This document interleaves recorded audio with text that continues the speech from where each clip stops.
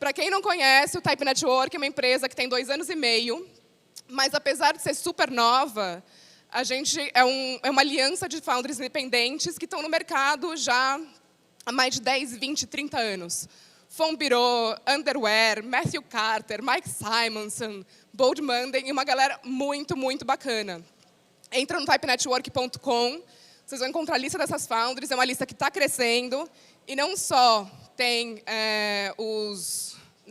as fontes para serem licenciadas e prestar serviço tipográfico, mas também tem muita novidade. A gente escreve artigos sobre tipografia, sobre optical sizes, sobre contextual alternates. Todo mês tem a coluna do Eve Peters, do Screen Fonts, que são comentários sobre tipografias em cartazes de filme e assim por diante. E o Type Network como um todo é um pioneiro em variable fonts, tem várias founders trabalhando com variable fonts, fazendo os proof of concepts para o Google, da Amstelvar, Decovar, com o David Berlow. E também o nosso site está em variable fonts com o momento. A gente transformou a nossa fonte corporativa em uma variable font. E uma notícia muito legal, para quem assina Adobe Creative Cloud, a maior parte da nossa coleção está no Adobe Fonts. Então aproveita, dá uma olhada no site, faz o sync das fontes e aproveita. Uma das coisas que a gente, dentro dos serviços tipográficos, a gente tem consultoria tipográfica. E um dos nossos consultores, ninguém nada mais, nada menos do que o Roger Black, o nosso próximo palestrante, que é uma lenda no mercado editorial, um dos grandes nomes. Com certeza, vocês já viram o trabalho dele durante as últimas décadas, por todos os cantos. E ele está aqui para contar algumas coisas para a gente. Tem 500 causos, se pegar num jantar, num café da manhã, num coffee break, vão ouvir muita história maravilhosa dos bastidores de tudo. E ele está aqui para apresentar um pouco do trabalho dele, das ideias dele, às vezes controversas, mas sempre muito legais para a gente. Roger Black.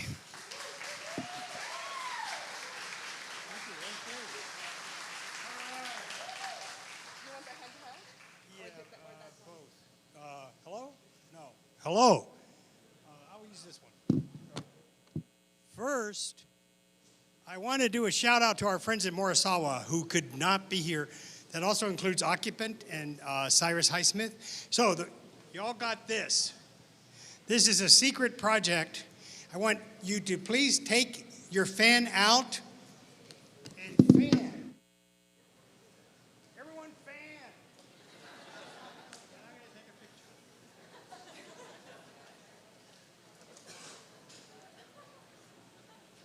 More people here. Oh, beautiful! Beautiful, beautiful. They will love this in Tokyo. Very nice. Thank you, thank you. That was funny. We have, with Morisawa, we have a wonderful partner, Occupant, at Type Network, and we do a lot of work with the folks, and there's Takeshi Morisawa, who's running the program that we're working on. Will love this. He should come. He should have come next year. Okay. Our motto at Type Network is, we're from Type Network and we are here to help. That's what this slide meant. That's an American joke. It's great to be here. Before we go much further, I want to thank Felipe and the entire team here. This is the best organized, most fun conference I've been to in a long time. Let's give them all a big hand.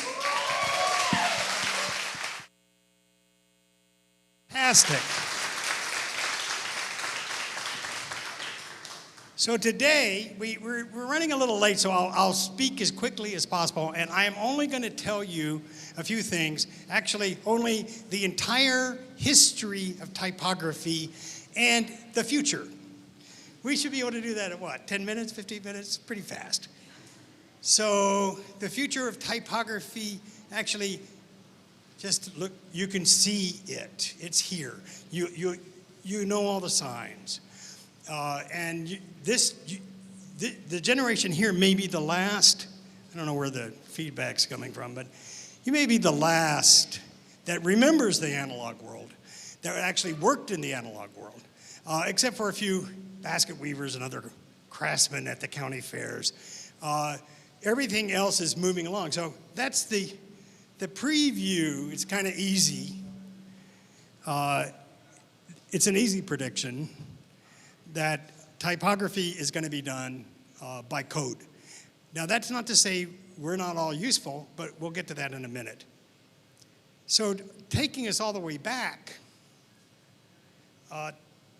typography has always been related to machines. The first Chinese fonts, the first movable type, were made into squares. They forced the very complicated Chinese glyphs into squares so that they could set them. There were so many of them. They realized it would turn into chaos if they tried to use the calligraphic forms, the handwritten forms. So they made everything into a square. So the machine forced design. In order to have a press where you could have movable type, they had to make the characters square. So, writing had been done at home. It was like cooking. Nobody used to go out. They didn't have any place to go out to. The French, of course, claim to have invented the restaurant, but that's not clear. There were professional chefs, cooks working for rich people, at least by the 7th century BC. But writing, people were doing writing for a living, calligraphy, 4,000 years ago. So it's a pretty old craft. And the scriptoria, often people were working either for the state or the church. And the scriptoria had defined much of the scribes had to define most of the aesthetics of type or letter forms before the invention in the West of movable type by Gutenberg. But so it is an artifact of machines, and graphic designers become typographers. I say this, I'm defining this, graphic designers become typographers when they put type into pages or screens or projects. I say that because typographer isn't used the same way in Spanish and Portuguese as it is in English, but that's what I mean by typographer. So good typographers learn how type works in different media, under different situations. Good type designers work the opposite way. They see how type is used and how it is read. So it's a very interesting combination, and many of us try to do both. We design things that use type, and we actually design type. But it's two different mindsets, and these split up from the fairly beginning. We've had a collaborative effort. As soon as we started using the machines, more than one person got involved. So we had, whole rooms of people yelling at you at the printer. This is Caxton, kind of an idealized portrait of the first famous British printer. So rather than just imitate calligraphy, the first type designers made rules to deal with the limits and effects at each step of the process. So it was typecasting, typesetting, and printing. And that changed things. And okay, so we're moving fairly rapidly along. You see, we've gotten from 4000 BC up to 1470, pretty quick here. It moved into from the 15th to the 16th to the 17th century really fast, and pretty soon we had real machines that were big machines that were doing type. This is 19th century. This is a hoe. That means several things in English, but this is a hoe press, rotary press, kind of amazing. When those are the contraptions to feed the paper. So the rules to deal with all of this stuff, we call algorithms. And that's not that old of a word. That's really become used only in the last 100 years for this meaning. That is, algorithm is a set of rules that control a process or control a program. Gutenberg, Jensen, German, Kish, Caslon, these masters all built on each other, but they built on this idea. What are the rules? How do we make type that works, that is also beautiful? And then we began in the 19th century to see people like Morris Fuller Benton making engraving machines so you could get a really different look. Where instead of cutting a punch, they're now engraving a punch or engraving a matrix from a master, and the punch is gone. So things started moving around, and now, at what point in time is the machine invading your mind? Where is you and where is the machine? If you're a guy like that, you're right in there with the machine. And that became a manufacturing or mechanical craft. And the thinking about the machine became essential. So press technology improved. We got better typecasting machines, the punch engraving machines, and then typesetting machines. And then we had lots of typesetting machines. And this began to affect the entire idea of what design and typography was. Because in a newspaper, you could put dozens of linotype machines in and then start printing hundreds of thousands or millions of papers. So print became the first mass media. This is a very important thing for us to understand almost 100 years later. The newspaper grew in New York. William Randolph Hearst and Joseph Pulitzer were the two big newspaper owners. Hearst bought the New York Journal in 1895, and it had a circulation of 5,000. It was set by hand, and they could only print, on a big day, they would print an 8-page paper. But a number of things happened, the rotary press, the stereotype, and the linotype machine. By 1920, the New York Journal and the Evening Journal combined had a circulation over 2 million. There was nothing else in civilization like printing. There was nothing that everybody could get to, that could reach everyone. It was an enormous change in society. And the design of newspapers, the design of books, and the design of magazines was really an important endeavor. And all of that technology, all of the metal, kept going. So we're into 500 years of metal type in the West. And then the French do a lot of things. They say they invented the restaurant. Well, they didn't. In the West, anyway, they invented the photo typesetter. The Japanese actually had the first one, our friends at Murasawa, and in the 20s, photo composition. But then Lumatype arrived, which we called in the US Photon. It was eventually the Lumatype Photon Company. And suddenly, you had very, very primitive computers setting type. Things started changing. The way that the fonts were moved around in the typesetting machine, the way that you input the text, everything became subtly different. And you didn't have screens yet, but you got proofs pretty fast. It was an amazing thing. So this phototype thing now happens. This now we're moved into my lifetime, which is getting longer. But the idea is when I showed up and started working in design as a kid, we still had this hybrid letterpress offset system. That is to say, we set metal type, made proofs and pasted them up, and then made negatives and printed an offset. But I knew all about metal. I knew about the ATF had casting machines.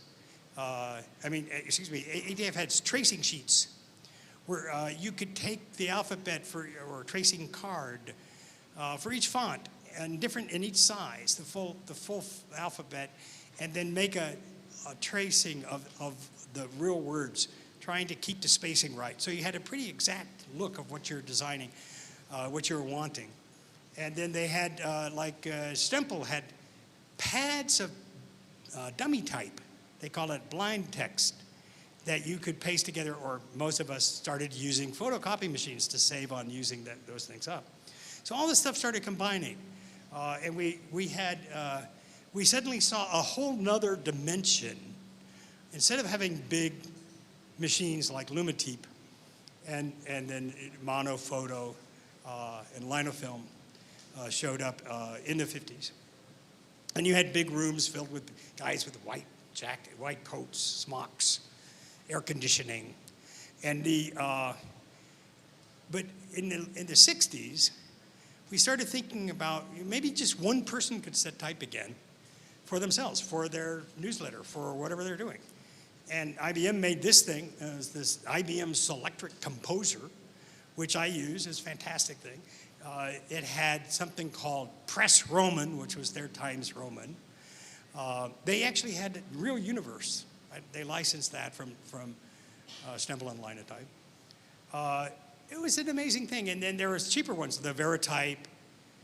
So we're moving in two directions now. We have a direct connection with the machine, and we also have these giant machines that take technicians. And then suddenly they networked them together. And the cathode ray tube was connected, and you started seeing text on the screen. This is really, we're now into the 70s, or this is maybe 1980, the Chicago Tribune. When I worked for the New York Times in 1982, 3, 4, 5, we would set type. You could never use the type we set because we were in the wrong union. The Newspaper Guild wasn't allowed to set type. The ITU, the International Typographers Union, they set the type. So any type that we sent down to the composing room had we had to put a bug on it that said, maps, not for newspaper. and then, of course, we used it, but that we had to go down, we'd set the type on these Harris, like this one, I don't know what these are, but Harris, I think this is ATEX, but we had Harris terminals. We'd set the type, and then run to the elevator, push the button, go down to the 4th floor, run across the composing room, wait for the processor for it to come out, and then take it out before the ITU people screamed at us, and run back upstairs to the 9th floor. That's how we set type at the New York Times in the art department.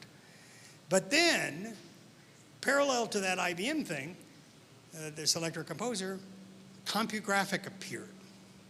Now, some of you know CompuGraphic today as Monotype. Some of us continue to refer to that company as CompuGraphic.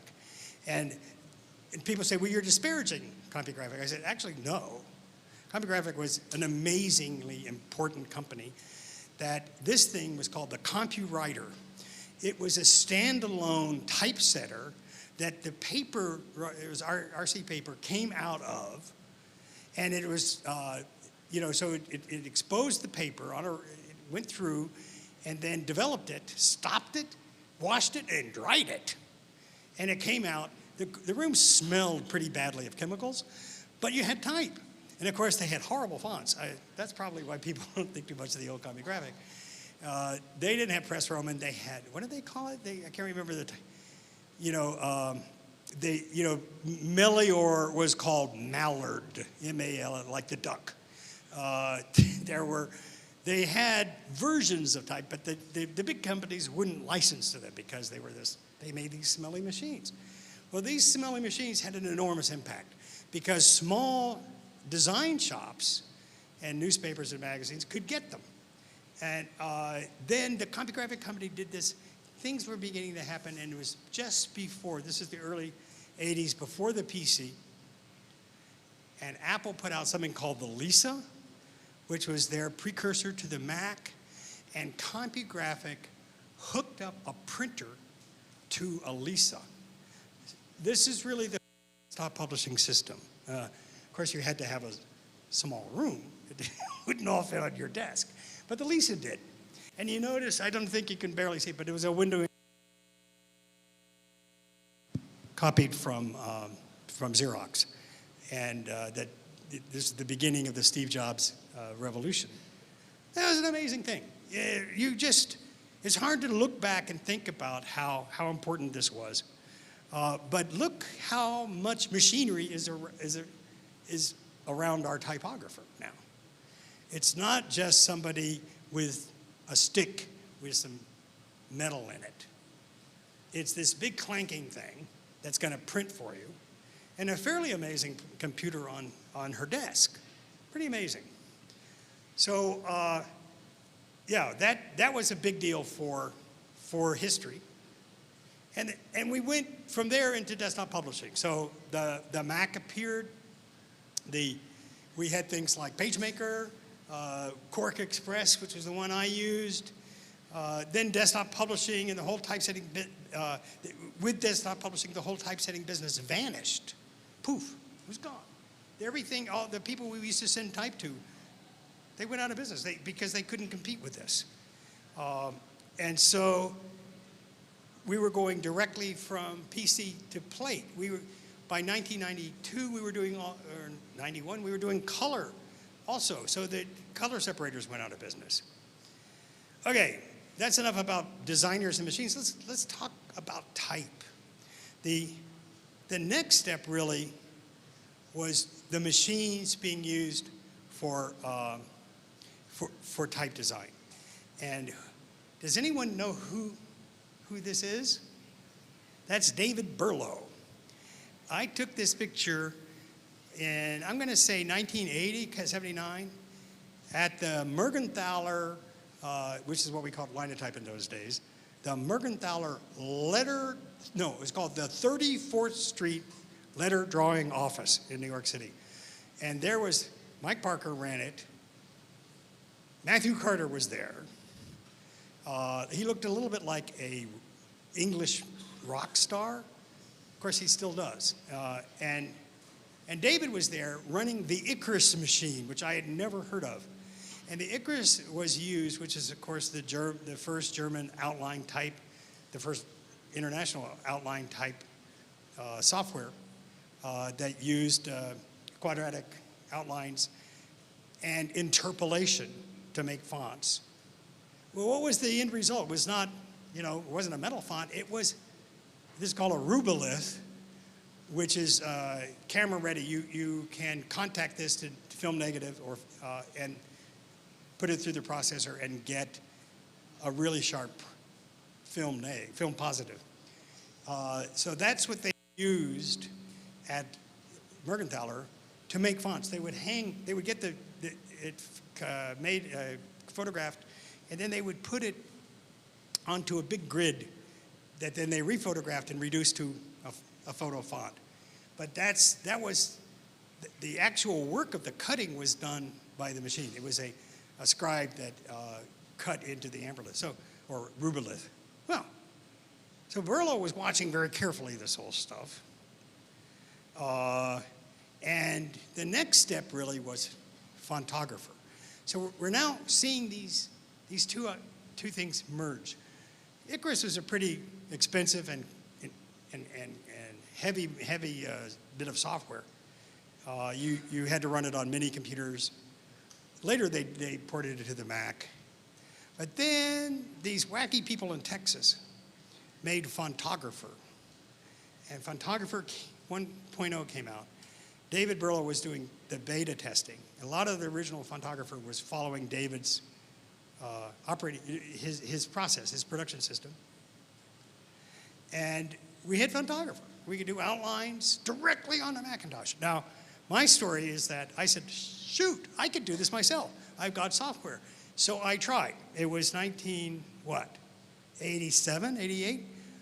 And I made a font, and it was one of the worst fonts I've ever seen in my life. It was kind of shocking. I said, this is really hard to do. You have all this spacing, stuff that I'd never thought about. And then they kept wanting, I kept needing more glyphs with the double F ligatures and all this, Greek, and I can't do this. This is if it had a better result, if it looked like I wanted it to look like, I wouldn't have started Font Bureau. Berlow would still be working for Mergenthaler. I don't know. But it was an amazing thing. And David, who I will cite several times, said to me, this is by 1990, this is probably not a direct quote. He was working on the screen. He said everything will be on the screen. The design, the type, the images, and the reading, everything will be on the screen. This was, 5 years before the commercial web. He was just thinking that this is so much easier to deal with than all this paper and all this printing. That if we can just move to the screen, it will be very lightweight and there will be a lot of type needed. And that was one of the things that's fueled the type business all through all this change, is converting to the new system. So David definitely saw it coming. And he got involved with Apple, and they wanted to break away from Adobe and PostScript, and they set up a team to do TrueType. And this is 89, 90, 91. Rickner here is one of them. He was actually on David's team, working as contractors for Apple. He's now at Monotype. The world's greatest hinter, a child in this photograph. And you can see the kind of machines that we had, but we were on the screen. We were not designed, I mean, a lot of designers like to do sketches so they can work, that thing between the eye and the hand, but as soon as you move to the screen, you generally stay on the screen. And oh, you can't hear me. I can hear me. So the race was on. And we had PostScript fonts and multiple masters, and then TrueType and TrueType GX, EOT, which was the first web font format from Microsoft, WAF, now variable fonts. I mean, you look back, it seems very natural. It was really painful to do these steps. And we're not through variable fonts. I mean, we're hardly into it. And then there was these screens that David talked about everywhere. There were screens, there's screens on your refrigerator. There are screens in your car that are giving you the news. I don't know who's driving, maybe the robot. Here's the Netscape team. Notice it's all guys. This was 95, and that's Andreessen sitting on the left side on one of the computers, and Jim Clark, who is the money guy. That was an amazing thing. When the browser came in, and the operating systems and the browsers started really had to think about type. There's an enormous amount of typography they had to consider. Did they do a great job? Well, not at the beginning, really, but it was there. We got fonts. I had web fonts in 1995 because we were able to download them. You could specify any font in the HTML if you had it on local.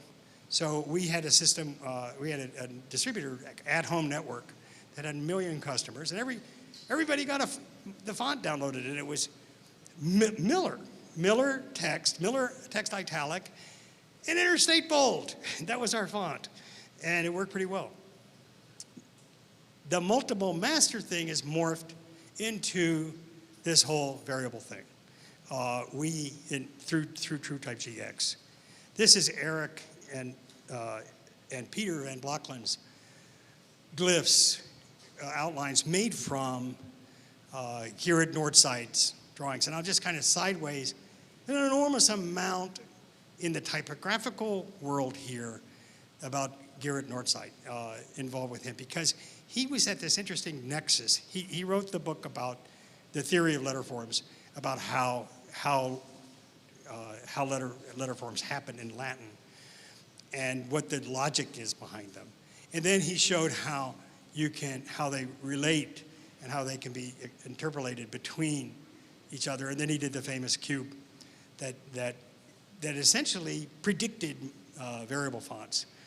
At the same time, he was very interested in computer design and the use of computers for design, CAD. And he started playing with that stuff, and he made some typesetting machines, and he played with the computer programs. And all of his students, who are all famous now, combined those two ideas. I'm not really suggesting that here at Nordzeit predicted that all of this would happen, but everyone who was his student could get it. And so we have these, have people like Eric and Jus van Rossum. It's the general group that I refer to as the Mad Dutch, that did random fonts very early on, did a lot of great things. Meanwhile, Matthew Carter was working the opposite direction, from building outlines out of bitmaps.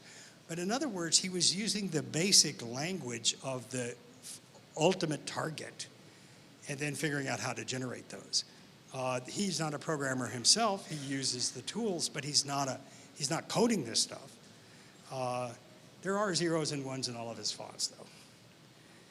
So then HTML, and we went totally into the web, CSS. Looks like I didn't finish the next slide. It just kind of trails off like me. And you got the idea that the typography is going to have to work on a lot of different screens. It wasn't just one screen. It wasn't just a PC. It was everything.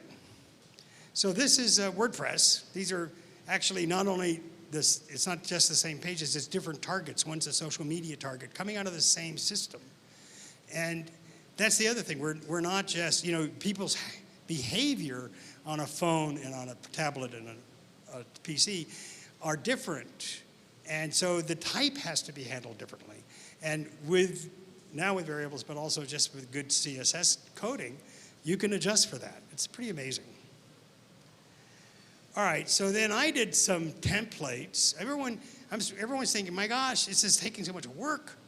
And the thought was, okay, we could produce templates. And they almost kicked me out of the Society for Publication Designers. They thought I was going to ruin their jobs. I tried to say to them, look, go outside and look at all the horrible design in the world. At least my templates are okay. You could complain they're generic, but templates are not the threat for your jobs. It was an amazing discussion. This is, 2010. So with a great Portuguese coder, Felipe Fortes, we did, that's TreeSaver, which is an HTML thing. It's a JavaScript framework that paged content into different screen sizes, and then it was in pages, so you could swipe or hit the forward button and read. And it was a lot about type. So that was fun. And then, bit by bit, we had to have more and more elaborate content management systems to run all this stuff. And somebody started thinking, we could hook up the content management system with the templates. WordPress. There are other people. Now Squarespace. There's some wonderful ones. Drupal templates. There are a lot of HTML templates. The typography varies according to how good the designer is. But then the notion became, we could take artificial intelligence, we could take machine learning and push the connection between the templates. We could have rules that guide how the templates are used, how they're built. And so we're seeing this in partially all over the place. A couple of years ago, there was a big, everyone got excited about the grid. Everyone knows what the grid is. Has anybody ever used the grid? Have you heard of the grid lately? No. But in 2016, the grid had an agent, like everything has now, like your phone has, that you talk to, and then it can design a website for you. And everyone thought this is the end. This is the way it's all going to be done. Well, it turned out their websites weren't that great. The coding was crap. Their typography was medium, but it was interesting.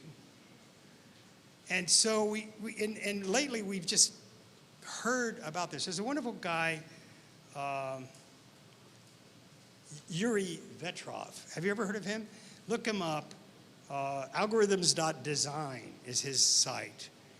This is a couple of years old too, but he goes through and discusses what all this stuff is. And here's a partial list: the grid, Wix, FireDrop. FireDrop is pretty cool. Rene, Interpolation, Designscape, Brandmark just does logos.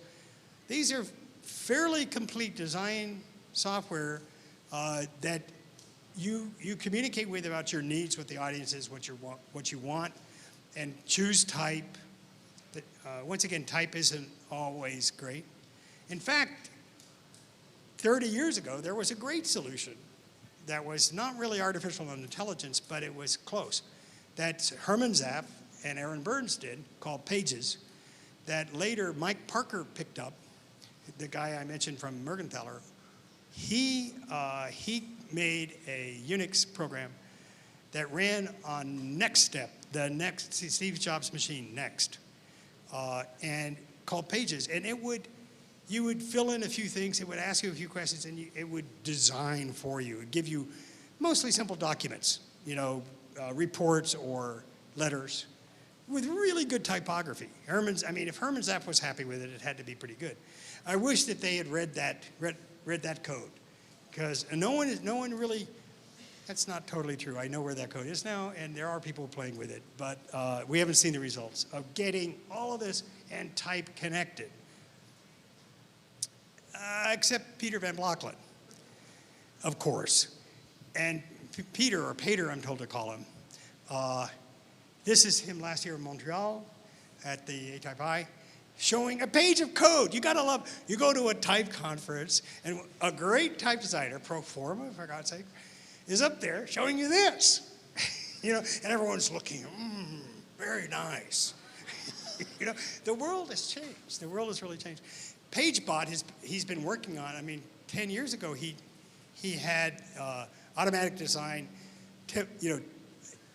essentially AI-driven templates that work for a bank in Holland and also American Express Travel, which is still going. They're still using his Python CMS. It's pretty wonderful stuff.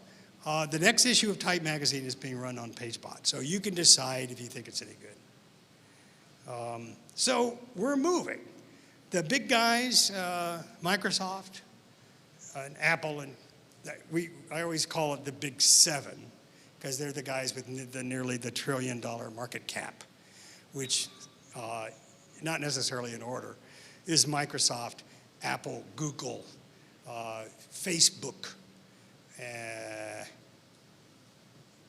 Tencent, and Alibaba, and there's one more. What did I miss?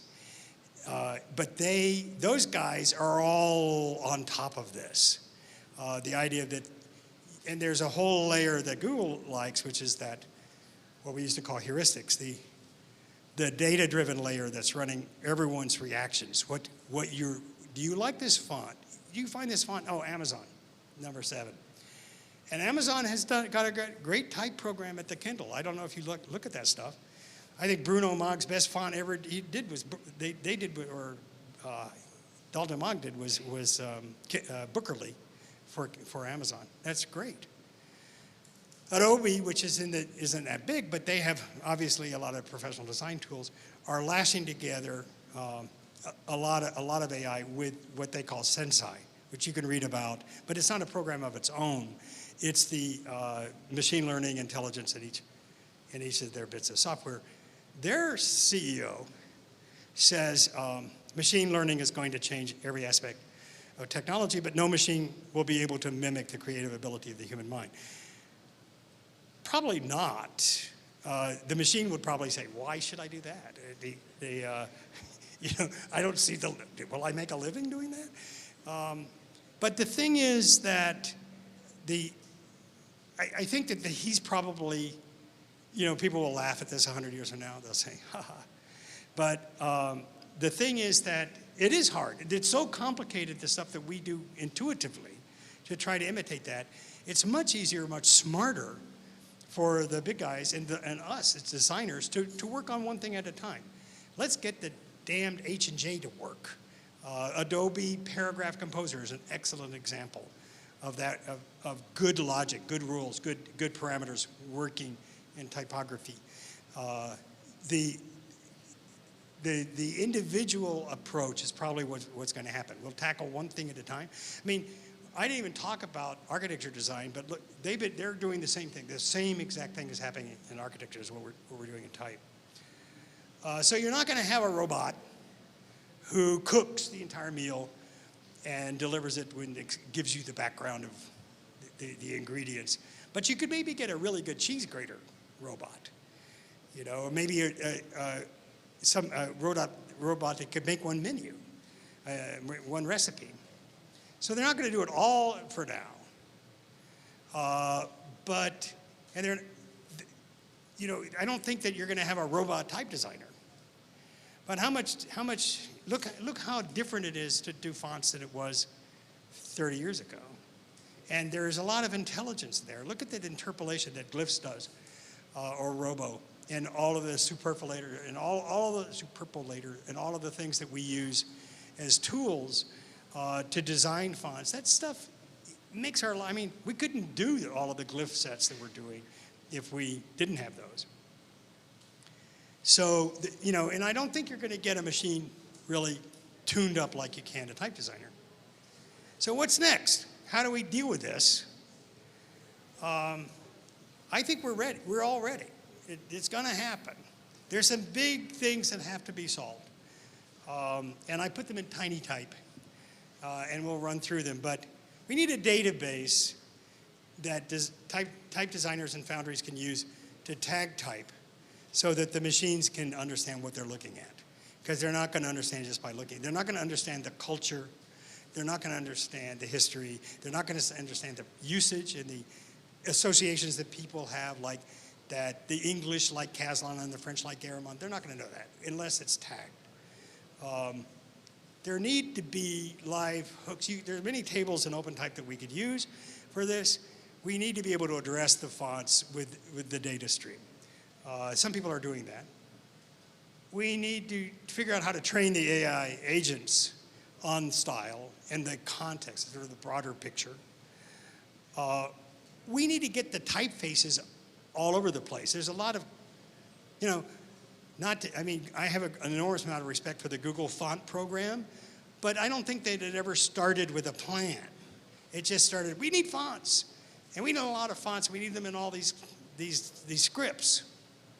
And so what if we could get a way of getting everybody's fonts distributed everywhere and had some kind of payment system, a common license in a way that, so every designer in the world could have access to fonts. I mean, the first example of this is Typekit, or now called Adobe Fonts. Type Network just put all their fonts on there. You say, what the heck? And it turns out there's so many people syncing these fonts that it's probably going to be a good revenue stream. And people like Mark Simonson have said, yeah, that's a good business. I like this. So that's interesting. I don't know how you get this bigger.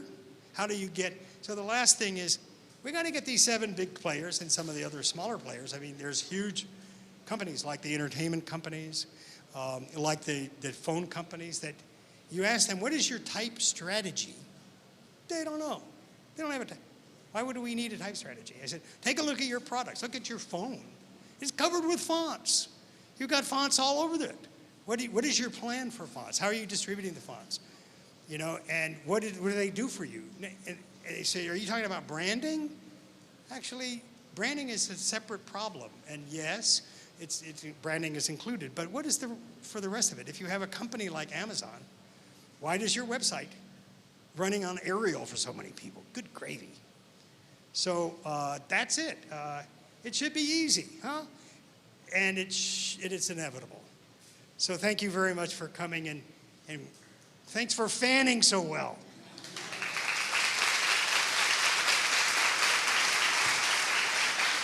The magazine. It's my email. Tight Network, you know where it is. Thank you very much. Do we have time for questions or not?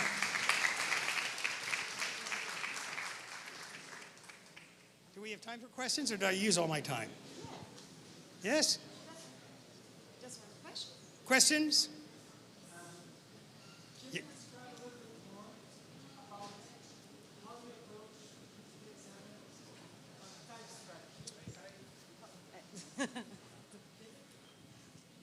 Just throw it on the floor. Hey, can you describe to us just a little bit more about the type strategy side? How do you approach this with your clients? And Okay, that's good. That's a good question. The question, I guess you don't have to repeat it. How do you get them to understand this? And I think it's a lot of a kind of evangelism. I think that you guys, with your customers and just writing and talking and blog posts and social networks have a lot to do with it. Raising the consciousness level. I am using the old connection thing. I mean, I'm now so old that I know a lot of people in all these businesses, or I know the people who used to be there who know who the good people are. And I'm going to them and just sitting them down and saying, hey, yeah, it's the old, Mike Parker used to go in the lobbies of the conferences and buttonhole people. You know about phototype, he would say. And that's what you have to do. And I think it's not going to be easy, but there's a lot of things. It's like in the social field, having diversity in their hiring program. They didn't want to do that. They didn't think about it. They didn't understand it. They were all a bunch of old white guys. Why would they care? But they're all doing it now. And I think you can raise consciousness, and I think we all have to work on that. Other questions? We did it. All right, thank you.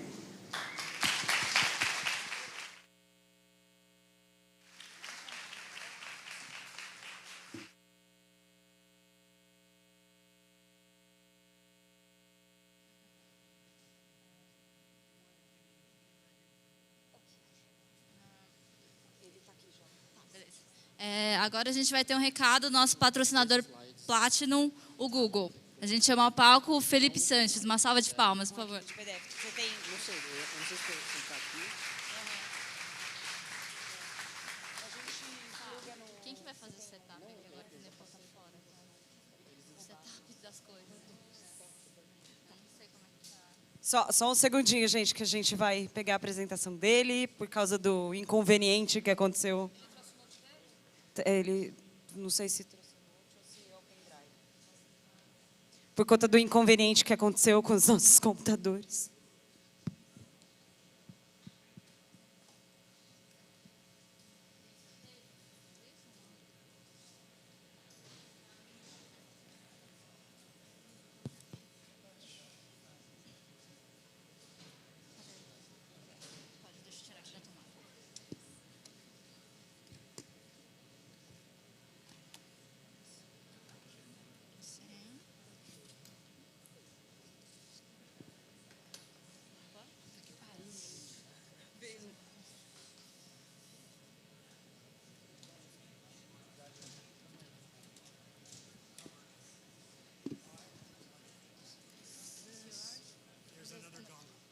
Desculpa, viu? É que aconteceu agora, a gente está meio abalado.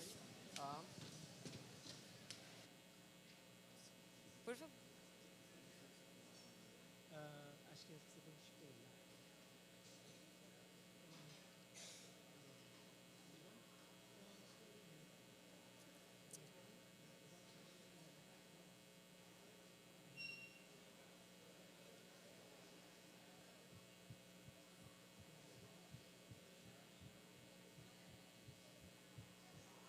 Aí.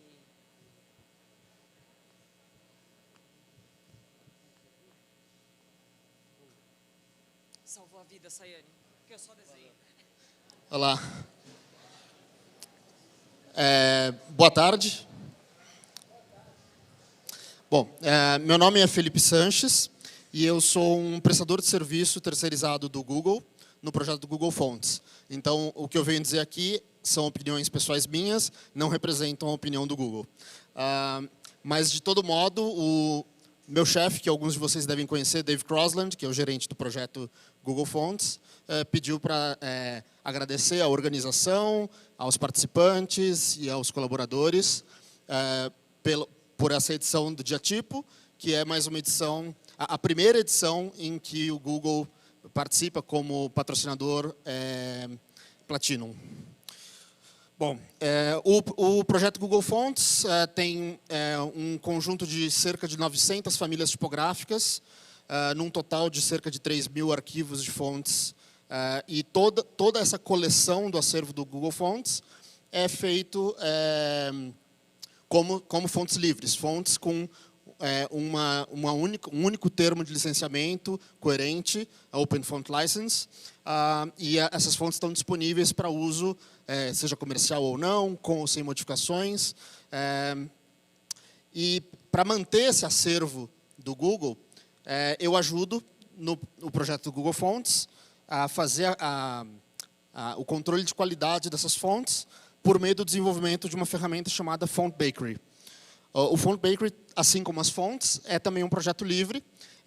Trata-se de um projeto escrito na linguagem Python, é um projeto de software livre, cujo propósito é funcionar como uma suíte de testes para controle de qualidade das tipografias.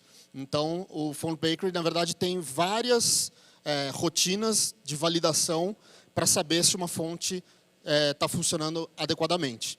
Que tipo de rotina que tem aí? Bom, todo tipo de coisa que a gente percebe durante o desenvolvimento que são erros recorrentes. Erros que os designers sempre cometem, a gente sistematiza em forma de pequenos algoritmos que detectam esses problemas e geram um relatório dizendo, ó, sua fonte está com esse e esse problema. Essa é o procedimento, é uma das ferramentas usadas para garantir que o acervo de tipografias do Google Fonts, essas 900 famílias, estejam sempre de acordo com os critérios de qualidade do projeto, mas isso não é nada exclusivo do Google. Como eu disse, é um projeto de software livre que está disponível para qualquer pessoa usar, e inclusive ajudar a aprimorar. Então, essa minha breve fala aqui é também um convite para vocês conhecerem a ferramenta, utilizarem no controle de qualidade das suas fontes, seja uma fonte individual ou um acervo, uma coleção de uma Type Foundry, por exemplo, e também ajudarem no próprio desenvolvimento da ferramenta. Se existem problemas que vocês conhecem e que vocês gostariam também de incorporar essa suíte de testes para garantir que esses problemas nunca mais vão acontecer, é possível documentar isso, fazer uma proposta e a gente implementar essas rotinas de checagem e controle de qualidade no Font Bakery também. Então, fica o convite para usarem, conhecerem e também contribuírem. Obrigado.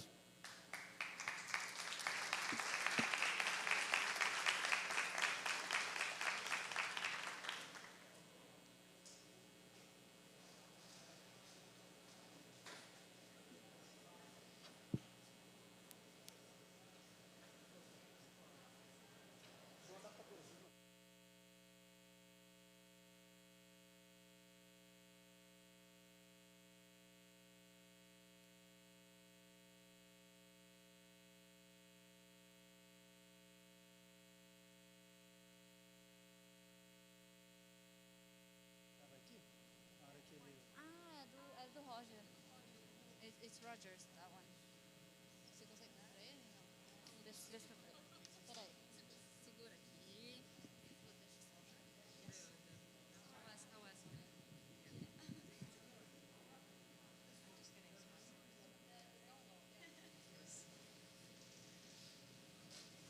And then this is going to be right.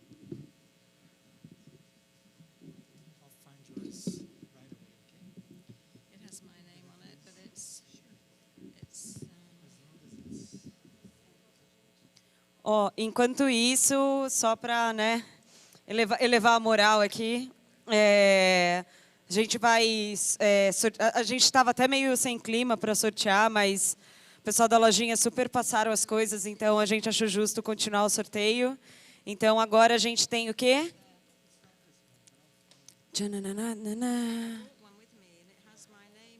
Cartaz da Plomo em riso, serigrafia da Sila e o calendário mais aguardado de todos os dias e anos e da vida. 237. Gente, vocês estão difíceis hoje, hein?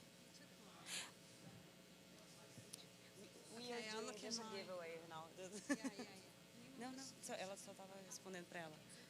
151. Alguém fez... Foi perto. Eu ouvi um Joga mais um aí.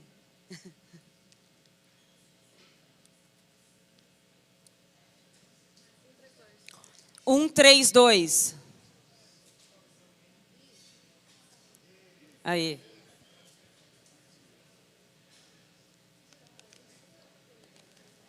Não, eu acho que é 132.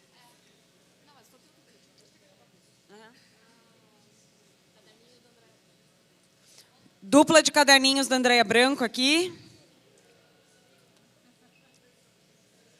Sofrências.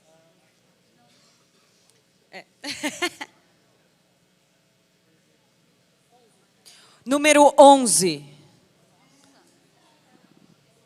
Dos primeiros, hein? Ninguém? 11, 11, 1. Cadê? Levanta. Pula. Ah, não acredito. Bianquinha. A bendita Bianca. Tá. Uau! Tá, e agora é o kit da Plau. Pôster e cervejinha.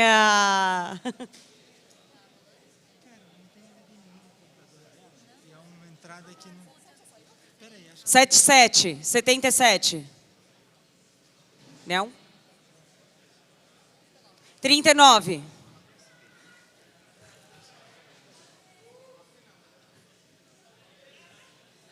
Falei que era só mandar energia positiva que saía? Acabou o sorteio. E agora? Tem que segurar aqui você. Mas já apresenta ela. You can phone him and ask him where he put it.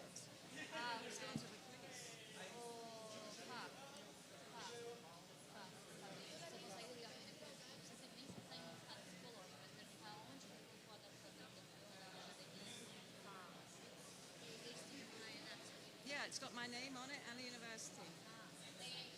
He asked to keep it.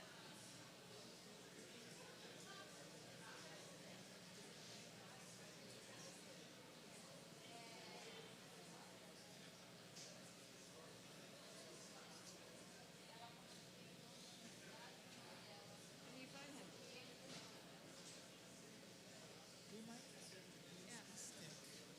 I tried. Yeah, okay. Those are... Okay, it's I think we're gonna have to wing it because It's he this probably one. went away with Gente, esperem só mais um pouquinho que a gente está resolvendo umas questões técnicas, por favor. Which one? This one here. Okay, so let's do this.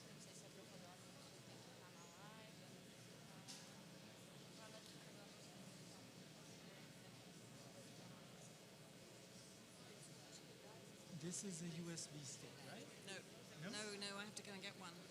That's Oh. not. That's Oh, why. this is your... Yeah. Okay, I got it. Yeah. Gente, Sure, my someone.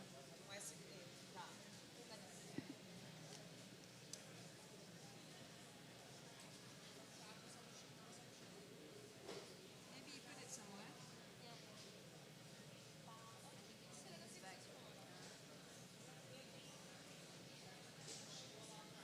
I stopped him on the way out and asked him.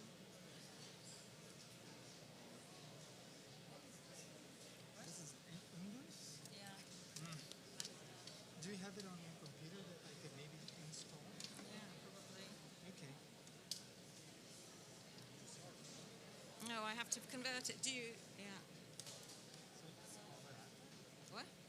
It's Vesta. Okay, so let's do this. I don't know whether I have it in here or not. It has to be somewhere because Yeah. let me... You just look. You look. For the name, like, dá como It's just I'm a bit nervous, so. No, it's okay. It's gonna be fine. This is a PowerPoint. That's it.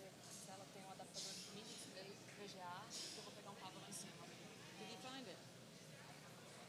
Oi? Ah, Pedro, já deu? But he hasn't got my font. Peraí, tem VGA. Does it work? Esse que tá aqui branquinho é o VGA.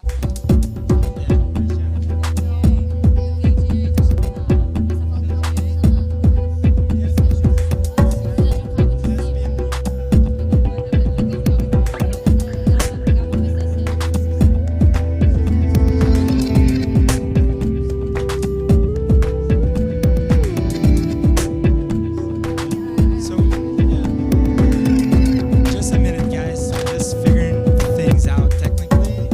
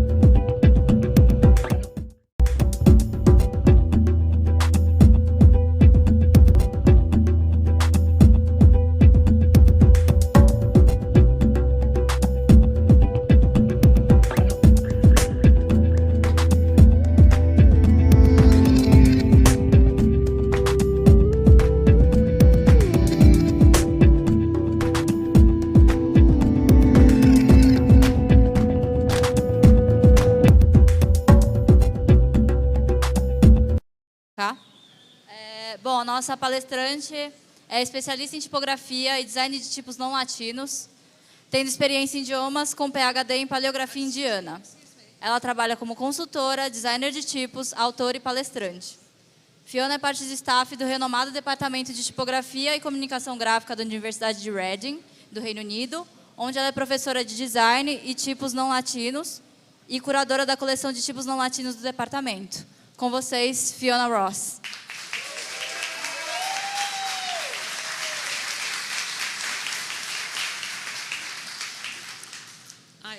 I first want to apologize for speaking in English, and also that I know it's the end of a hot day of very brilliant talks. So if you can't face following the narrative, I hope that the images will sing to you. Well, thank you so much for inviting me here. Please also wave at me if you can't hear. Yeah. It's really a very great honor to be in your country and to attend this conference. Well, I should say at the start that the title I've chosen for this talk is perhaps a poor one, as the term non-Latin is unsatisfactory. I have to see my text. Whoops. Otherwise, if I don't watch my text, I can talk for an hour on one slide. So, sorry. Okay. So the term non-Latin is unsatisfactory, but for want of a better term, it will suffice for now. Well, unlike many of you, I have never undertaken Latin type design. My field is principally South Asian, Arabic, and Thai type development. And it is from this perspective that I shall be looking at type design issues today. The images I will be showing you are drawn from these scripts, but much of the discussion is pertinent to other writing systems, including Latin. So in this talk, I will look at key issues for designing non-Latin typefaces and consider how the latest technologies can provide better typographic solutions in this field. And this is based on a design methodology that advocates research-based practice in the field of type design and font production. Well, I understand that the first conference of DiaTipo began 10 years ago in 2008, which is the same year that the United Nations declared to be, I quote, the International Year of Languages in an effort to promote unity in diversity and global understanding, which is a worthy aim, and to my mind, non-Latin type development plays a crucial part in realizing this aim. So where are we now, 10 years on, and looking forward when next year has been declared the International Year of Indigenous Languages?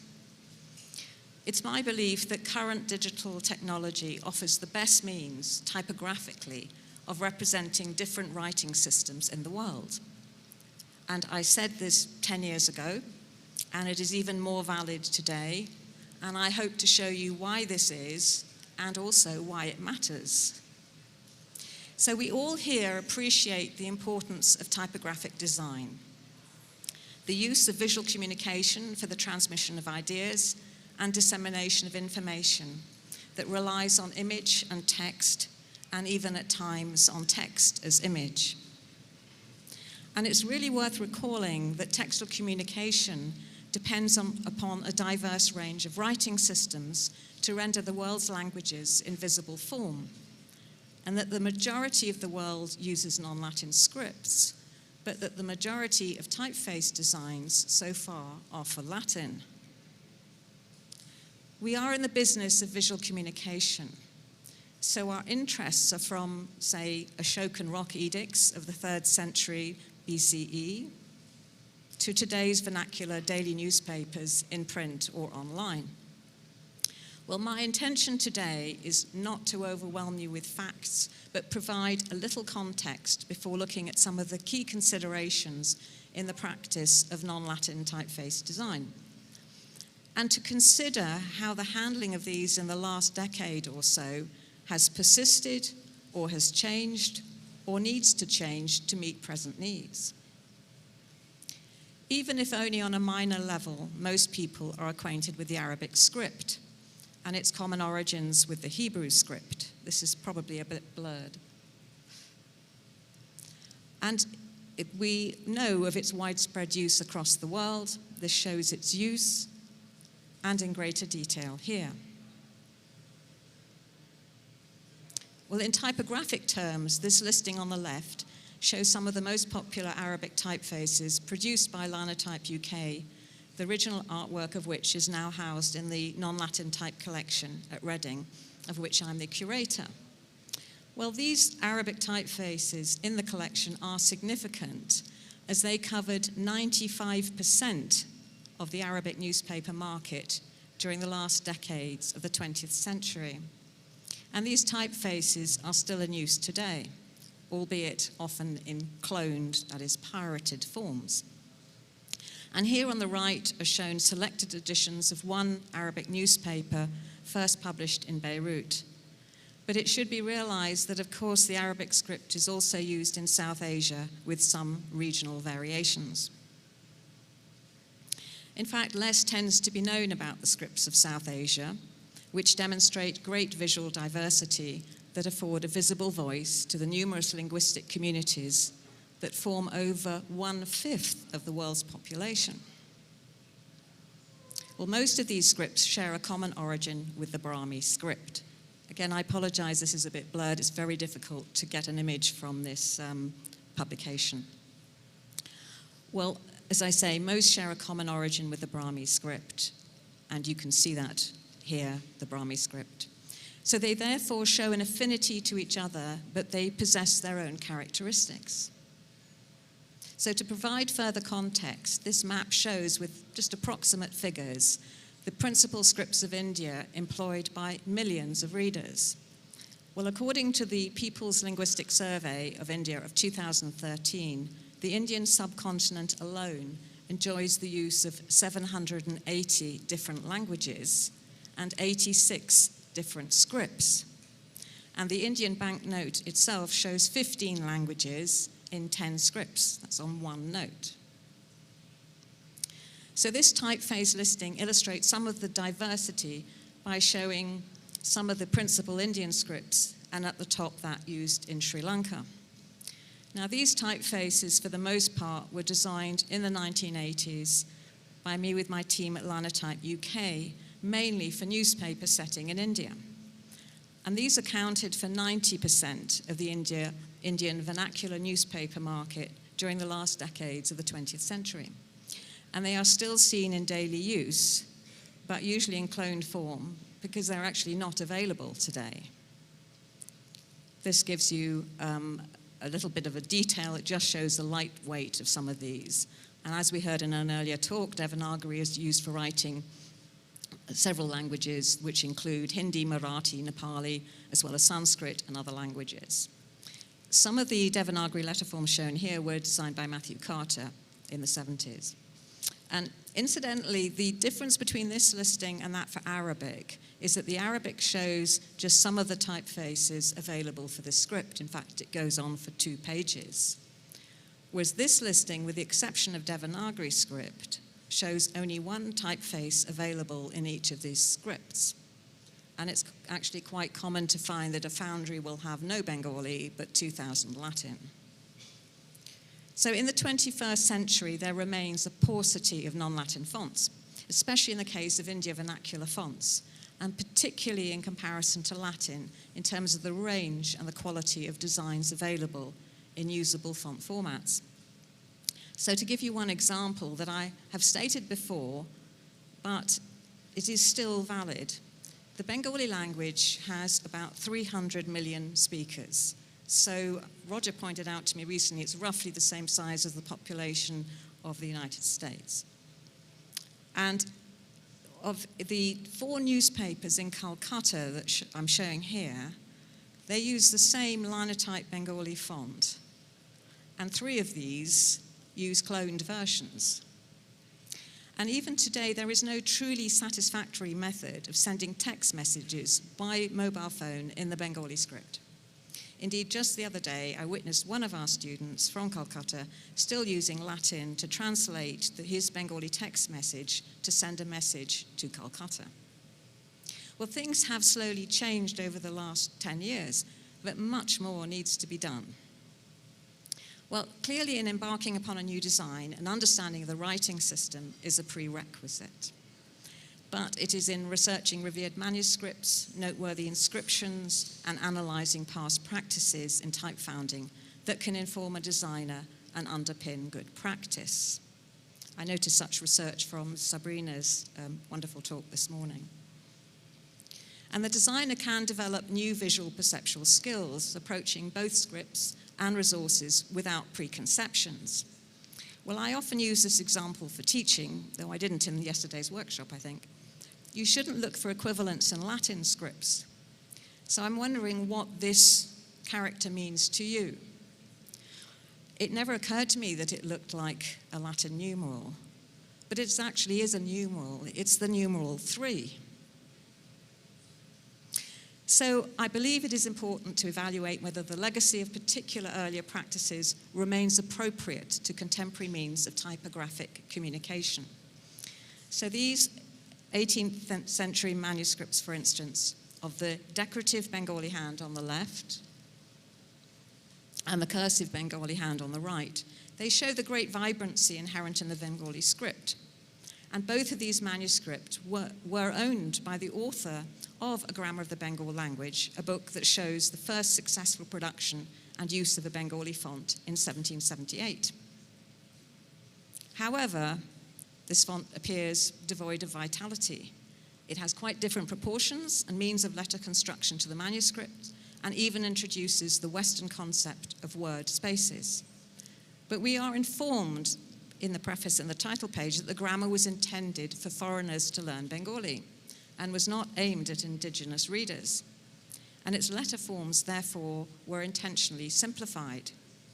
So we learn of the intended function of the typeface, that is what we would now call the brief, the customary starting point for each new typeface design.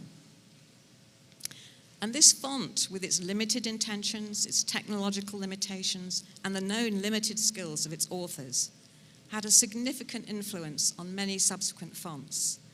And this convention of typeface designs that are considered acceptable, influencing subsequent fonts, is common, mainly due to the conservatism of readers and the seemingly high costs of experimentation.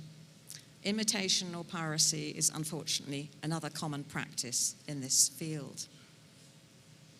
Well, again, in the case of the Arabic script, where lithography remains perhaps the most accurate means of representing such calligraphic skills as shown here, it is useful to comprehend how the written hand was replicated in type.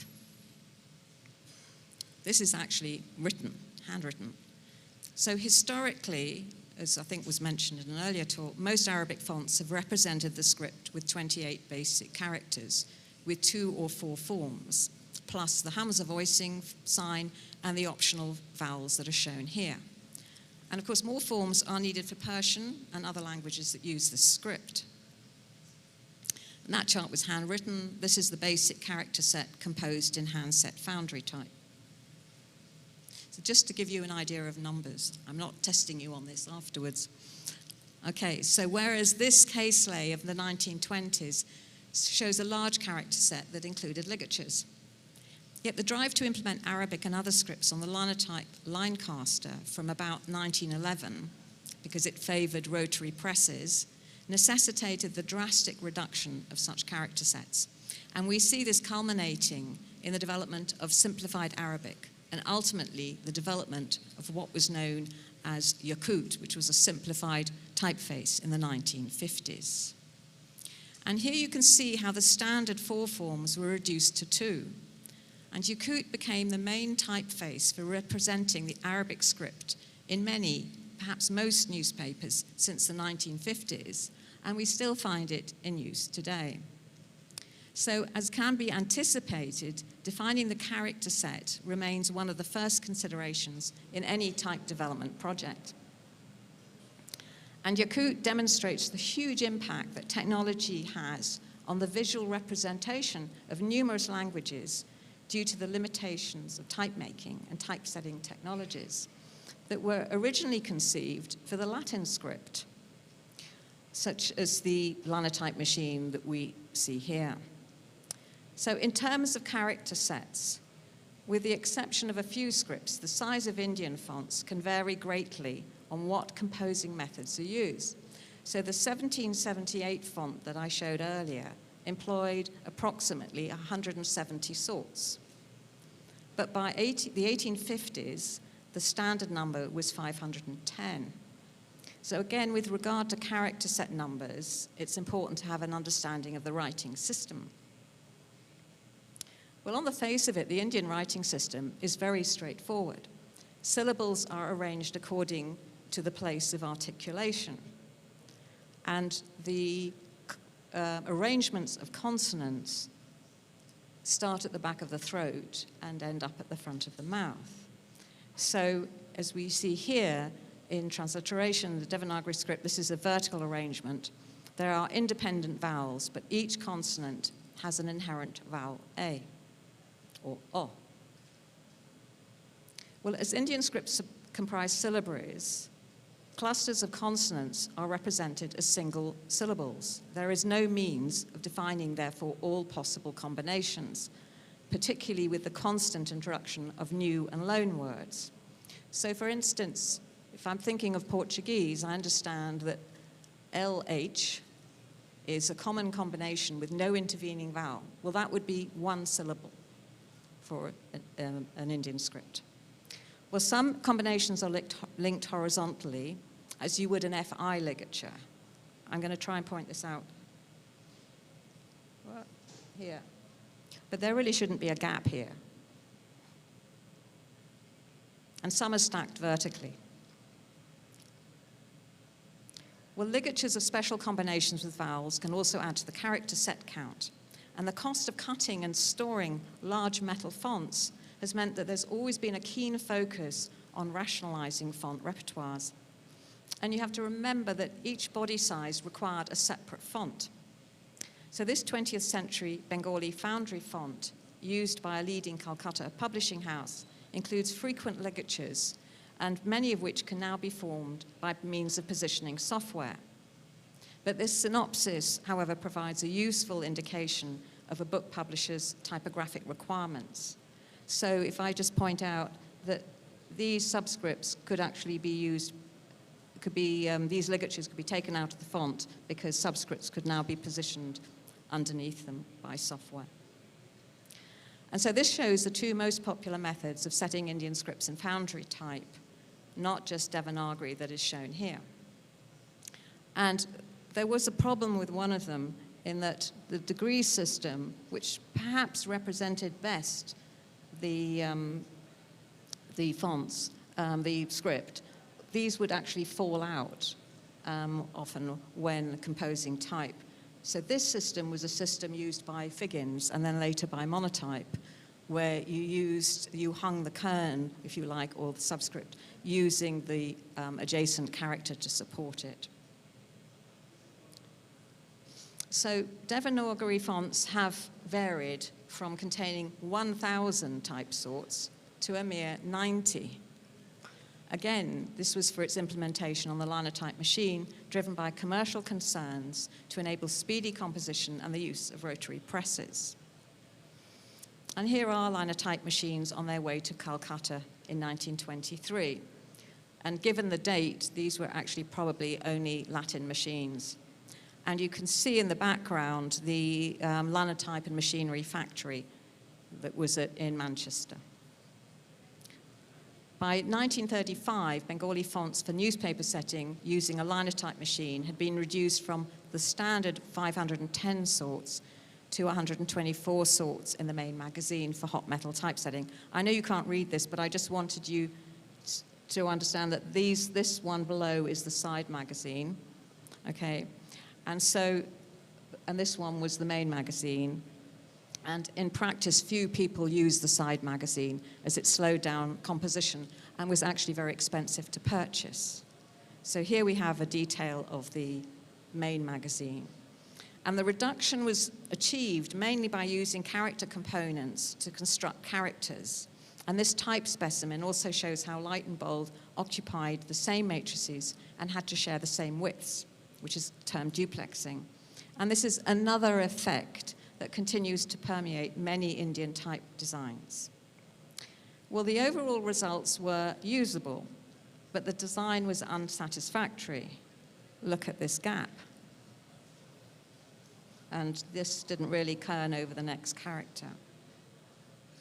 But this rendering, or some have said mutilation, of the script in print became the daily experience encountered by newspaper readers for 4 decades, and its legacy is still visible in contemporary practice. So understanding past and existing font synopses, their intentions, their limitations, is vital to informing one's own definition of a character set. And in the current Unicode-enabled font formats of OpenType, the character set size is no longer a physical problem. But design and production costs inevitably increase with large glyph sets. So establishing the character set coverage required to fill the brief is a fundamental part of the design process. And for this purpose, a spreadsheet can be the handiest tool, forming a document that can be discussed with the client, that can also be developed for producing essential production tools like encoding files.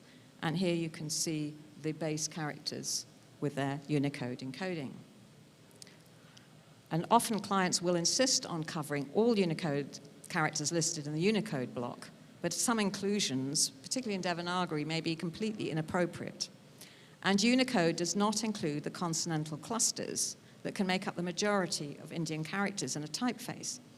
So you can see here how unwieldy, how long and cumbersome these names are. So short development names are really useful in this context.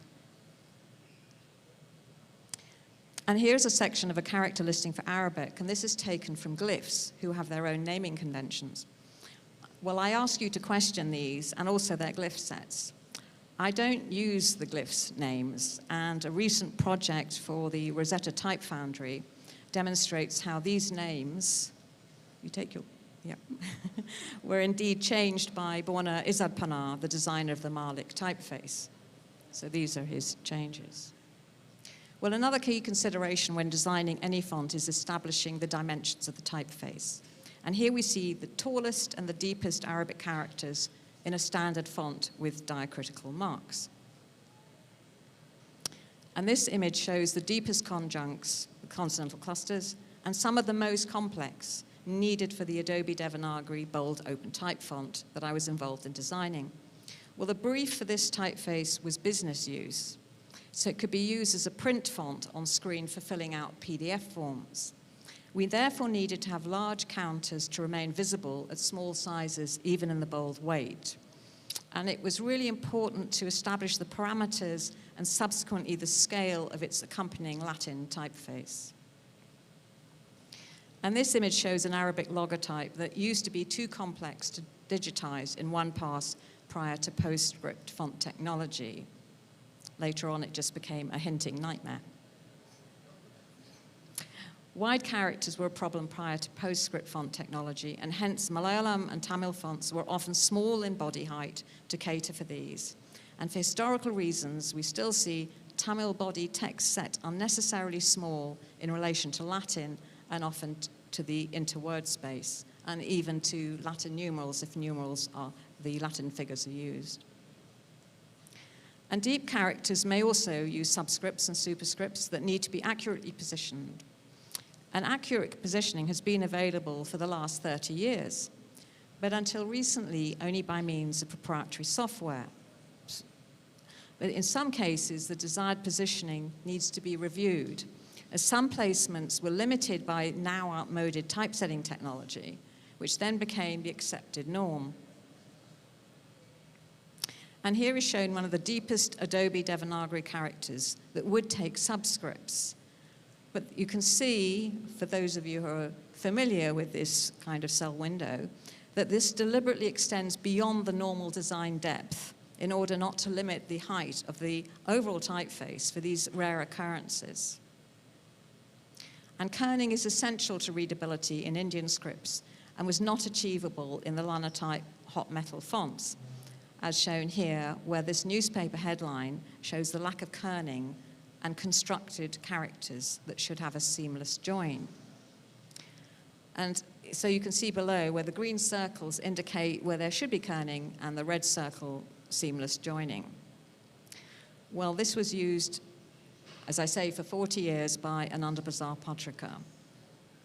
And therefore, when this same newspaper transferred directly to digital technology in the late 1970s, it was essential to reintroduce kerning in the first Bengali digital fonts, and not just in one direction, as we see here. Incidentally, the bottom word, oops, sorry.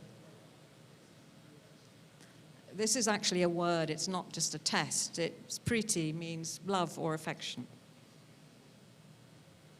So well, in open type fonts, the use of extended variable length kerning vowel signs have become an established practice. And these were first designed by Tim Holloway and me for Adobe Devanagari, but first published in 2007 with the Vodafone Hindi fonts we designed for Dalton Marg. However, I think that the use of these should be reviewed, particularly for Sanskrit texts, as they become really distracting and dense texts with wide syllables, even an irregular weight, and particularly on screens. And we have fewer in our more recent fonts, which also accords with manuscript practice. And class kerning and similar tools in the other programs have been particularly useful for font production in handling large Indian glyph sets of the non-joining scripts. And for instance, Arabic kerning, the Arabic script having both joining and non-joining forms. Well, joining scripts need to have adequate overlaps, particularly if they're designed for screen. And also it's important that the characters appear centered within the headline, for instances when they appear in isolation. You can imagine a list where you might have A, B, C, D. Well, you could have the same in an Indian font, so you need to make sure that they can align vertically. Well, the nature of the junctions in Arabic needs special attention. So here is a curved or undulating connecting stroke for the Persian typeface Nazanin.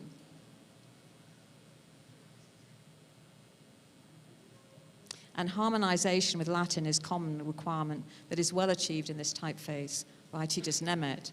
And I think he expresses very well here the approach that I've always advocated, to harmonize without compromising the independence or authenticity of either script. So we consider the color, the texture, the scale, and the style. So I'm not particularly interested in direct matchmaking.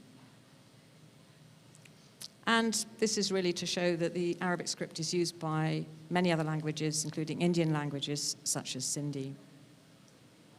Well, the Urdu language prefers the use of the Nastaliq script, often reproduced best by means of lithography. And this uses variable height baselines, which is achievable today with open type technology. This word at the top is the name Kalmi.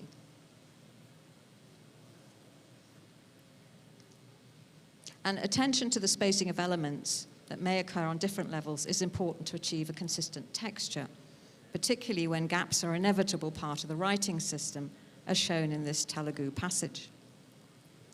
So you can see here, these have had to open up to allow the vowel signs to have some room. Well, keyboarding practices were revolutionized for Indian scripts by the introduction of the phonetic keyboard that we invented at Linotype Limited in 1978.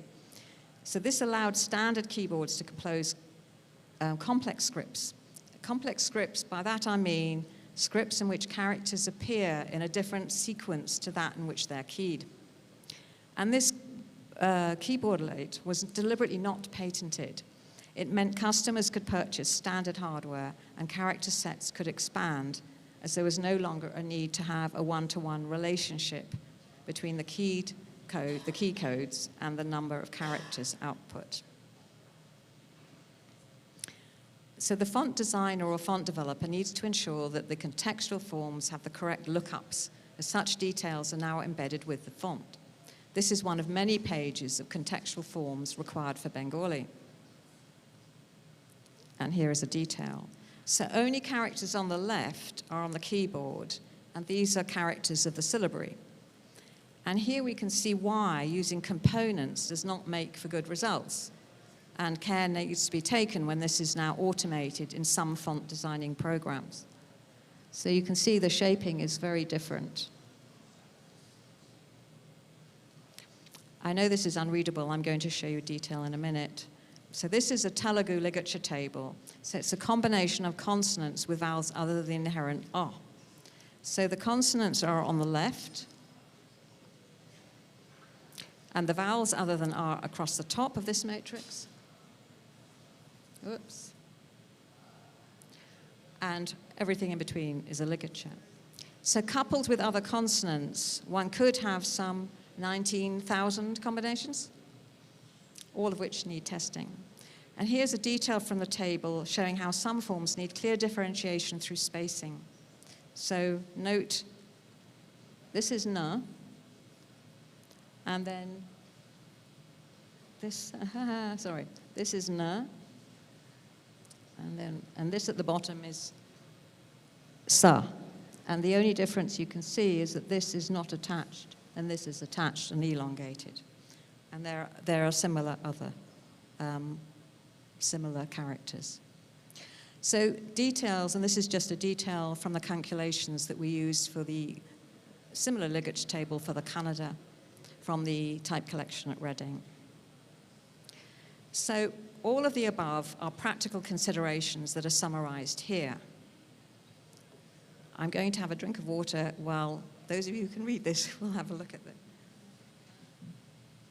And let the translator catch up with me.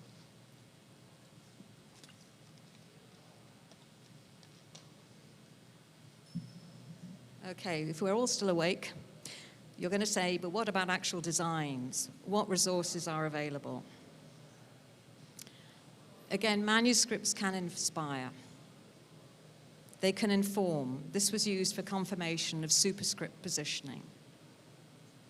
They are historical models of good practice. They're historical models of poor practice. There are models for established conventions that followed calligraphic practice, like in Form A, and those that did not, which is the lower one, which owes more to the European split nib pen than manuscript tradition. There are historical models that encapsulate typographic conventions, particularly this low contrast modulation that contrasts with the Punjabi manuscripts. Types themselves can inspire as well as inform. And it is important to realize that new type making and typesetting technologies in South Asia by no means superseded other older technologies, but they would often run in parallel, and they still do. So if you look at the data, the lower image for type designed for Sri Lanka, it's the 1970s. So we have people using photocomposition here. And the same is also true for metal types. Over the centuries, we can observe examples of different practices.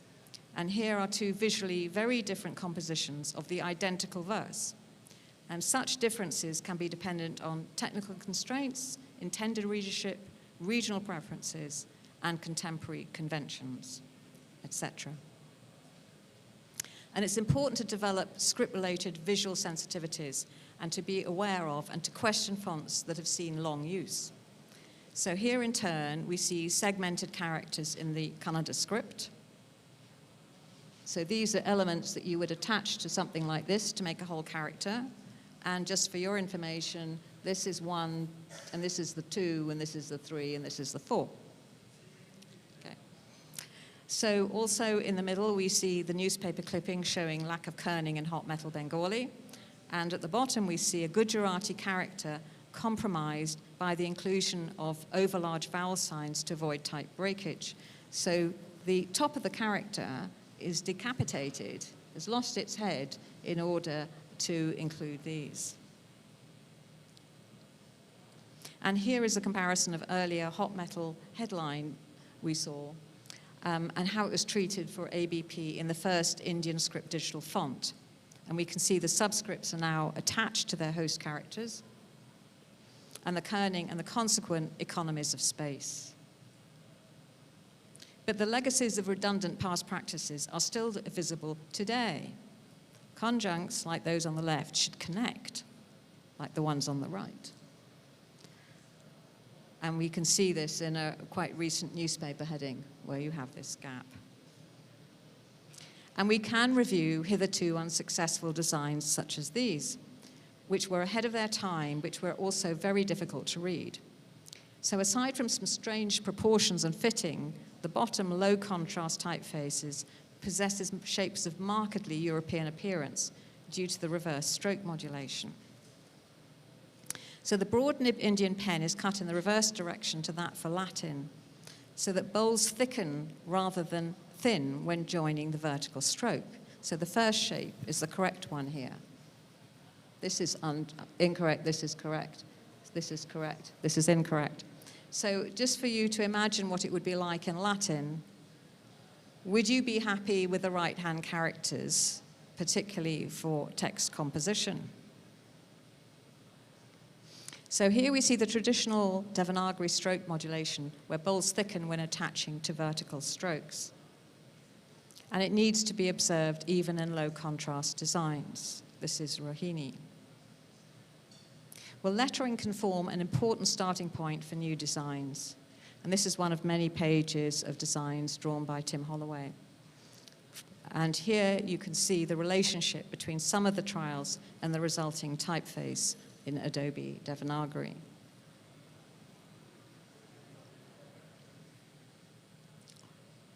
And here it is as text. And these are lettering trials by Tim Holloway, again, which culminated in the typeface Culmi. So it's vital to identify a script's essential characteristics and gain an understanding of the accepted proportions.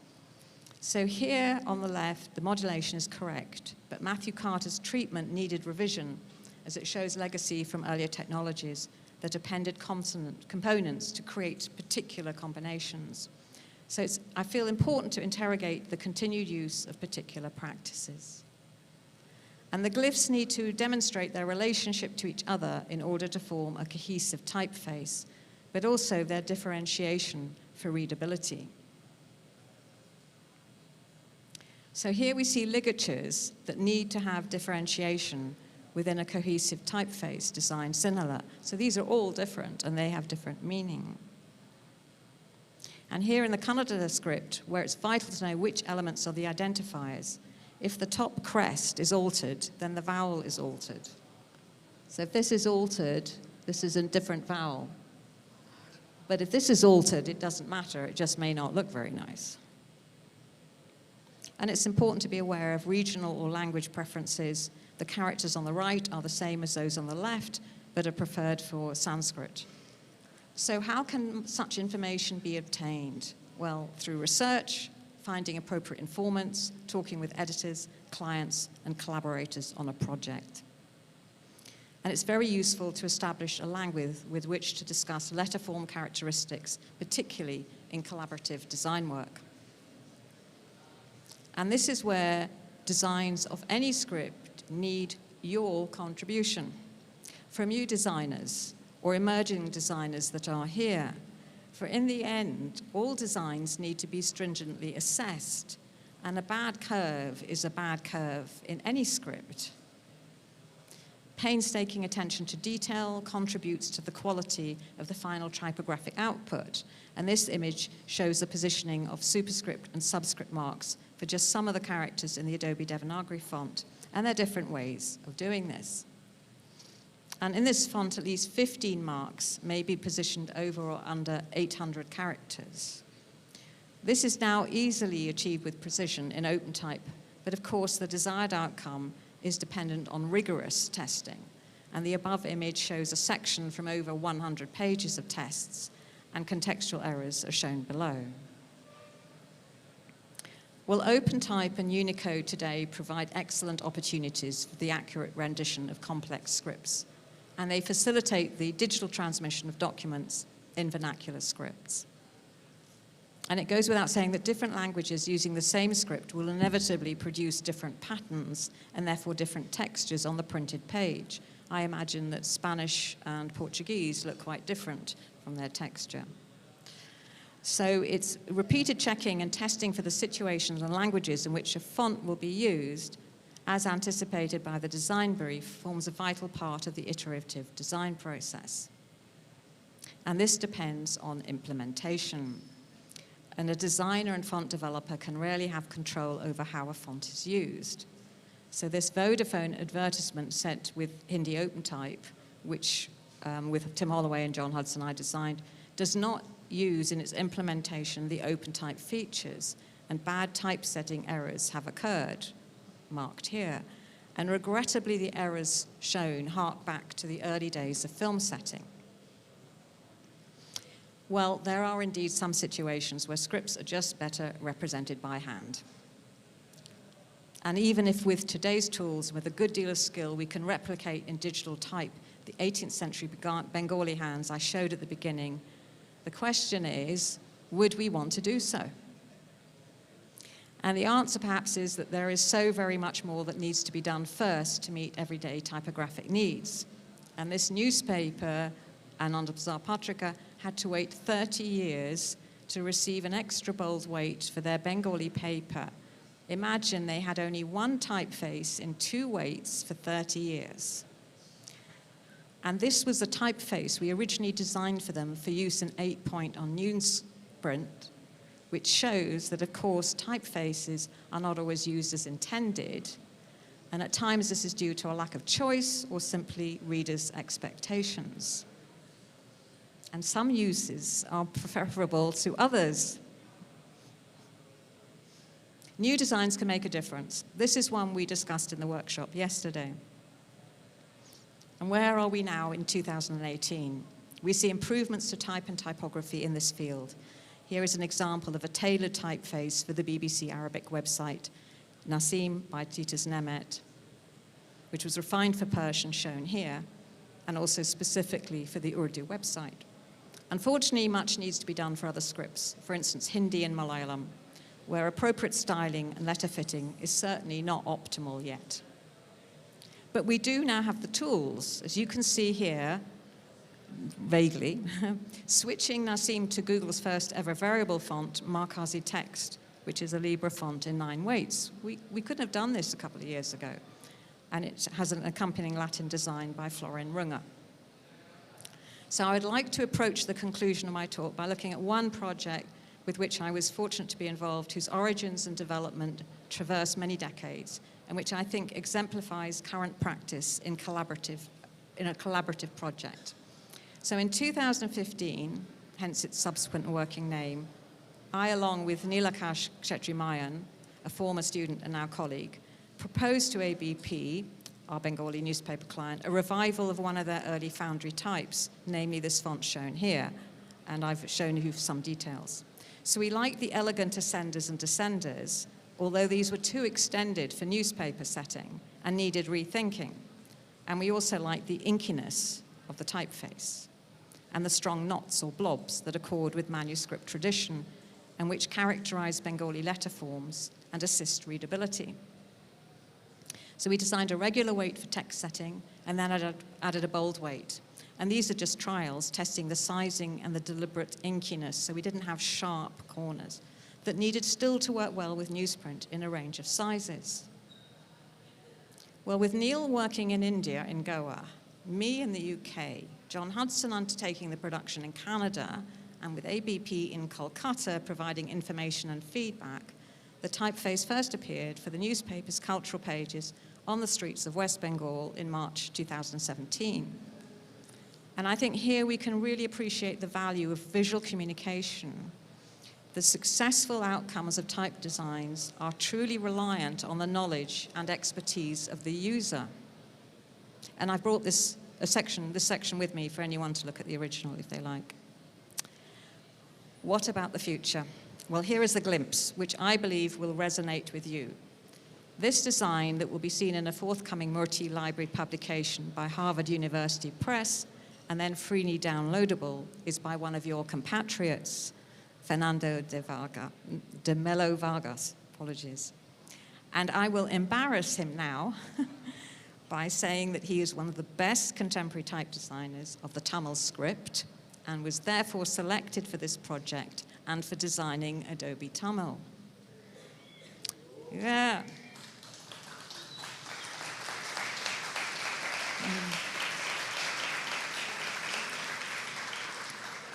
So how was this achieved?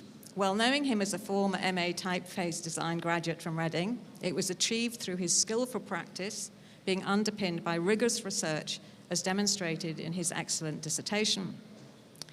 And there are increasingly wonderful opportunities for research through the growing number of online resources and through field trips to relevant collections to analyze original artifacts.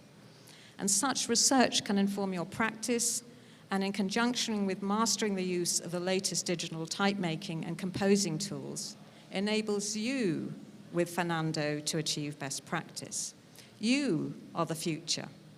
And this is an exciting time in which to be practicing typeface design to add to the visible voices available to different linguistic communities across the globe.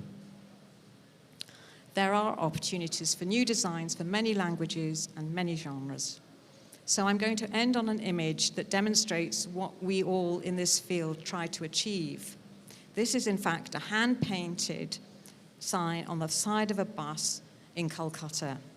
But I think that it encapsulates what we in this business hope to accomplish: letter forms fit for purpose, the purpose of visual communication. And appropriately, this lettering says viva. So thank you.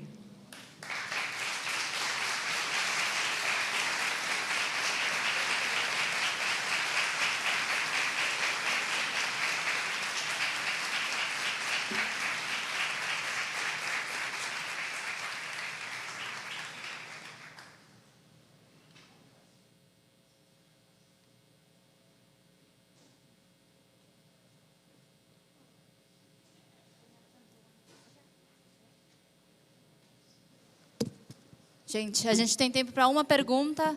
Quem se habilita? No questions. Cadê? No questions.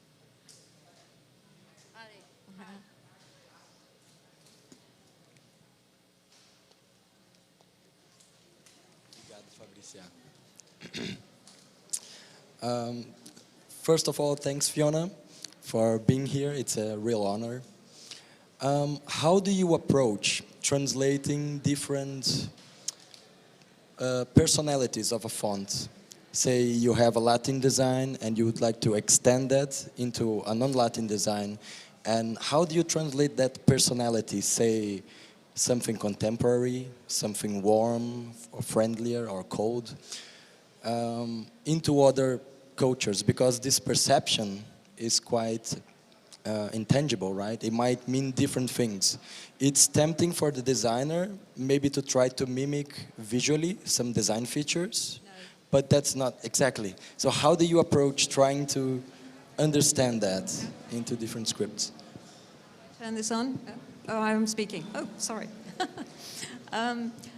Yeah, I don't approach it like that because I've had the good fortune to be able to start from answering the needs for non-Latin, but we do increasingly, we are increasingly asked to produce the next, whatever typeface that works with another one. And in fact, at Linotype, the image I showed on Rahini, that was our solution when someone says we wanted a universe. And I said, I don't know Latin, I'm not doing universe, but I will do a low contrast font. And I said, describe to me how you see this font. And then we interpreted that. So it tends to be more the voice, the understanding of I suppose, the needs that you're answering.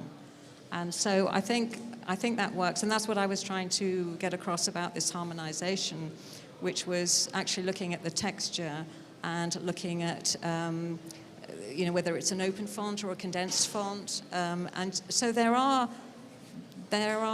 I think, sort of design parameters that can accord across scripts, but there are others that don't work. And I think it's getting your eye in. I think it's becoming acclimatized.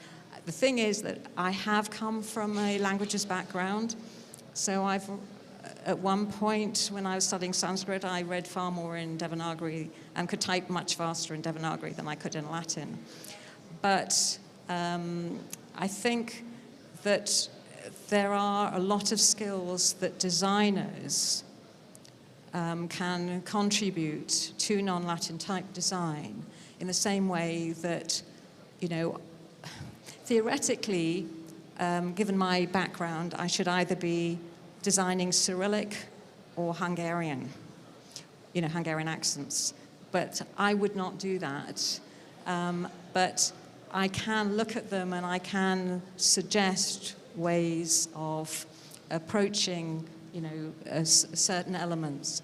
But I think if you take it from the features, it just doesn't work, you know. So I would say not. I would just do what you said, which is think about what voice are you trying to give to the typeface and what are you trying to say, and then you also get an understanding for conventions, and you read dissertations like Fernando's, and you look at the research files of Juan Bruce on Bengali, and you can inform yourself and you discuss it with clients. A bit rambling, sorry.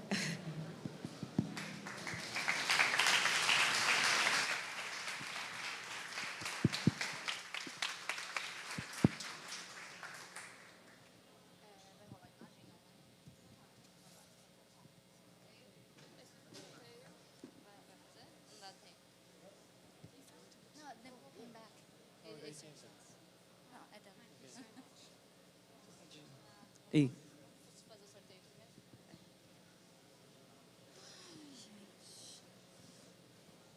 Gente, Arabrinks, vai rolar mais um sorteio. Não tem maturidade. E agora é um print do Jack. Cadê? Vamos mostrar. Passa aí, Fá.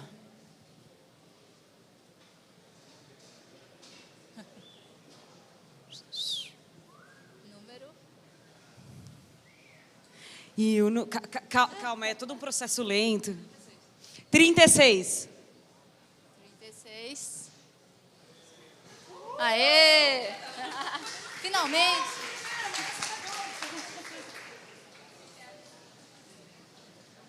E agora, então, a gente também tem um recadinho que temos. Quem está aqui no DiaTipo tem descontinho. Adivinha onde? 25% de desconto na loja online das Dreaming Dogs, do nosso querido Volney. Volney, você que está vendo na live. Então, com código DiaTipo DD25. Anotem. Anotem, por favor, gente. Infelizmente, a gente não conseguiu colocar uma imagem aqui, mas, enfim. Fica a dica. De novo, DiaTipo DD25. 25% de desconto nas penas maravilhosas das Dreaming Dogs. Quem ainda não tem, a gente aconselha muito. Elas estão, assim, o acabamento fantástico, elas são coisa fina. E é nosso. E aí agora, então, a gente vai chamar ao palco o nosso infalível Tony De Marco. Cadê, Tony? Cadê? Tava aqui já, porra! Para fazer esse leilão aqui, que vai fazer história. Quero chamar a minha companheira de palco, Marina Shakur, por favor, para me auxiliar nesse que vai ser um momento inovador no DiaTipo. Eu espero que se torne mais uma tradição comum em eventos como o ATP ou a TypeCon. A gente pega doações, né, do pessoal mais velho, eu, Cláudio Rocha e outros que eu não vou poder citar.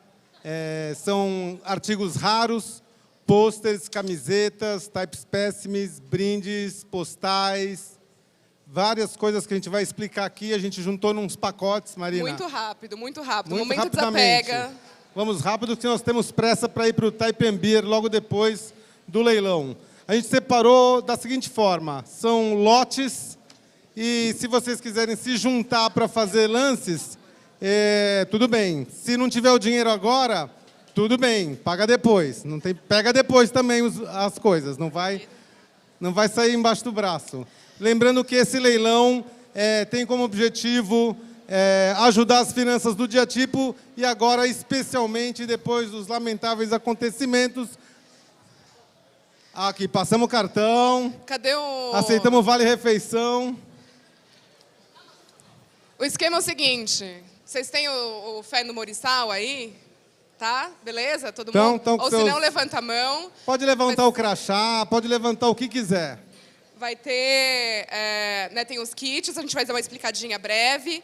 E aí, a gente vai dar 3 minutos, começa com R$50, tem alguns que vão começar um pouquinho mais, porque são coisas bem valiosas. Vou dar um timer aqui. E aí, o último lance, beleza. Isso aí. Levou. Mas o mais importante é a gente explicar os valorosos itens de cada um dos pacotes.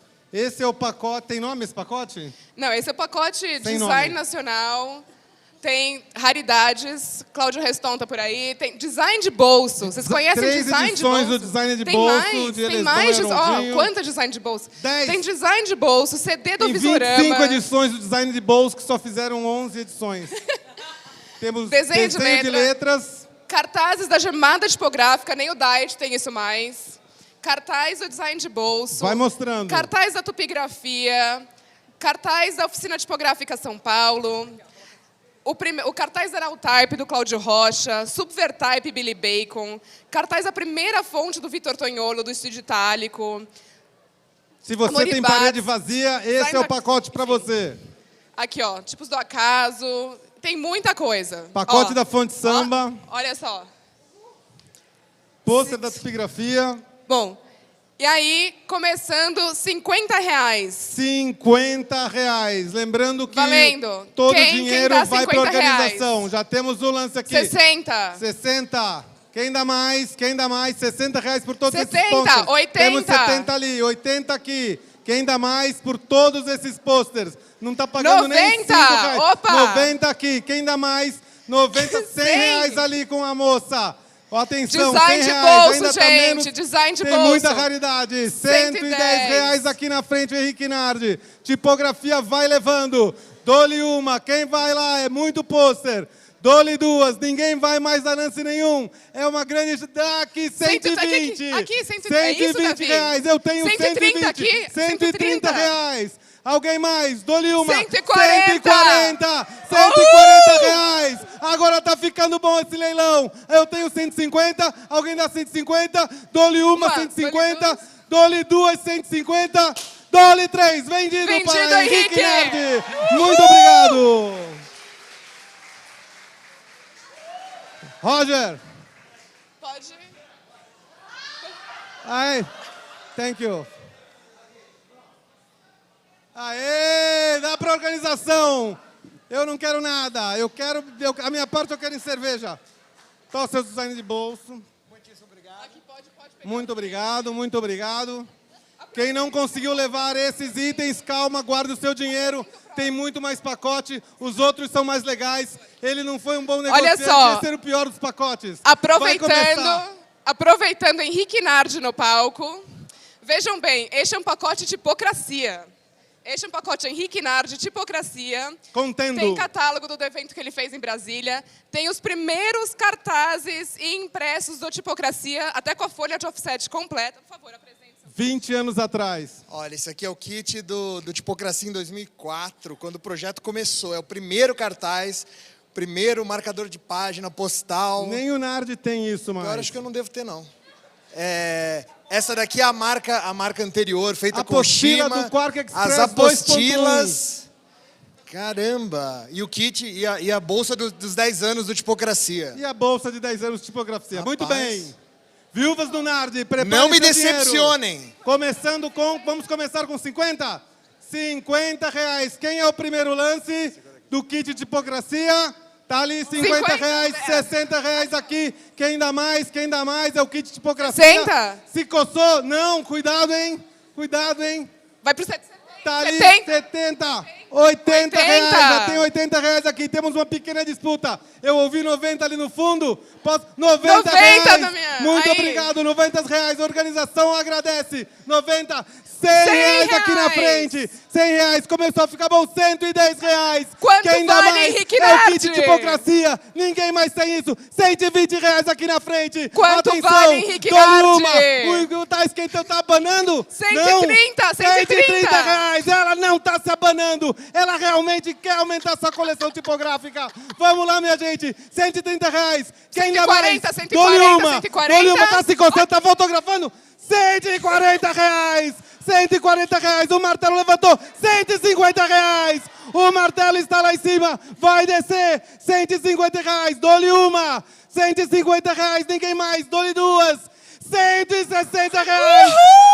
160 reais! Dou-lhe Henrique tá uma! valendo! 160, dou-lhe duas! 170 reais! É disso que eu tô falando! 170 reais! Ela sabe quanto vale esse pacote! Dou-lhe uma! Dou-lhe duas! Não vai? 180! Aí, moleque! Assim que eu gosto! Roger Black tá se coçando! Ele ganha em euro! Vale 4 vezes mais! Dou-lhe uma! Dou-lhe duas! Dou-lhe 3! Vendido pro cavaleiro da frente! Ok, ano que vem vai ter leilão sim. Esse vale. Tá minimamente divertido. Mas eu quero que vocês parem, tirem o escorpião do bolso, Aqui, ó. ajudem a organização. Nós vamos usar esse dinheiro para pagar um computador novo pro Nepô. Vai ter que ser um computador bem barato. Mas a gente vai usar todo o dinheiro arrecadado para repor o equipamento que foi Estamos baixando o tempo de subtraído 3 do minutos palco. para 2. O negócio está indo rápido, está indo bem. Tá indo bem. Presta Vamos atenção, agora por um lance presta atenção. especialíssimo. Atenção. Fiona Ross, Roger Black, Luca Barcelona. Luca Barcelona. Luca Barcelona. Cláudio Gil. Cláudio Gil. Apostilas de caligrafia com pautas. Kit de lixa e coisinha de metal e com instrução para fazer pena de metal, cola pen. E uns originais cortados da letra Bri para o cartaz da Type Together. Muita coisa de caligrafia. O pacote de Quanto caligrafia. vale Luca Barcelona, Cláudio Gil e caligrafia, etc. Vamos começar com 80 reais, Tony? Vamos começar com 100 reais. Porque senão eu vou levar. Eu vou levar esse Cláudio Gil. Eu vou levar esse Cláudio Gil se vocês bobearem. Atenção, chance única. Colecionadores, mão no bolso. Vai começar com 100 reais. Começou. E vai acabar aí? logo, porque o pessoal vai levar. Quem vai dar o primeiro lance? Quem 100 está se reais. abanando? Luca Originais, 100, 110. Já tá, 100, 110 tá aqui. frenético. 110, ele sabe, é Cláudio Gil original. É um Luca Luca Barcelona de 1 120. metro. 120 ali no fundo. Quem vai levar o grande pacote de caligrafia? Eu não estou acreditando. 130 reais aqui. Ela vai levar. Agora esse pacote é dela. Ninguém vai tascar. Eu garanto a vocês. Quem vai dar? Quem vai dar mais? 140. Quem vai dar mais? 140 ali. Quem vai dar mais? Eu vou dar mais. 150. Muito bem. Vai levar. Ainda tá pouco. Pro que tá levando aqui é original. Até agora ele tava... Original Luca Barcelona, Pôster, 170. revista, catálogo. Isso não. O cara botou o pincel ali. Não tem outro igual. 200 reais. Aí sim. Aí sim. Essa eu quero saber o nome. Já ganhou um shopping por minha conta no Type Beer. Muito bem, 200 reais. Quem dá mais? Cadê o pessoal das Type Foundries? Cadê a Plau? Cadê a Harbor Type? Cadê esses caras que estão com a mão no bolso? Chegou a hora de ajudar. 210 aqui. Quanto? 210. 210, muito bem. Como entrou no jogo agora. Entrou tarde, mas entrou com tudo. Chutando pra gol. Quem dá mais? Atenção, vai levar o pacote de caligrafia. Tá lá, quanto estamos? Ih, parou. 220, como parou? Parou o cronômetro. Parou o cronômetro. Não parou, não tem cronômetro. Desculpa, não tem cronômetro. Quem faz as regras sou eu. É 220, não? 240? 250. 250? Levou. Dou-lhe uma, Levou. dou-lhe duas, Dou-lhe. dou-lhe três. Uhul. É dela!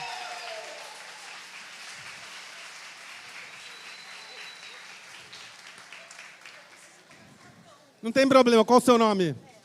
Thea. Muito obrigado do fundo do coração por deixar o nosso leilão mais animado e lucrativo. Opa, achei 50 reais, vou gastar no Type Beer.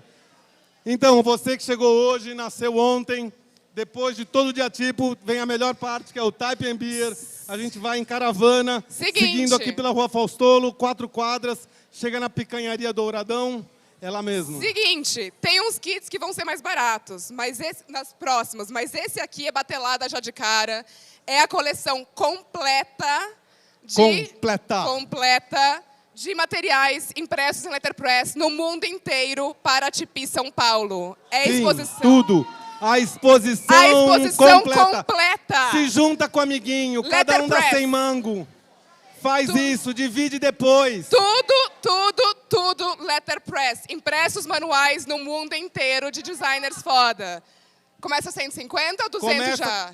E aí, que vocês me dizem? Começa com 200? Começa 200. Começa com 200, que é muita coisa. Henrique organizou a parada, falou 200. A gente começa com R$200, ele falou, peraí, ó. R$200 vale. Eu recomendo fortemente, cutuca o amiguinho do lado, combina com ele. Faz como faz quando vai comprar Rocha, drogas, da Stephanie divide Carpenter, depois. Atenção, começou o leilão. Já temos Ah. um leque levantado, já temos R$200 ali no fundo. Atenção, 210. quem vai dar mais que 200? Quem dá?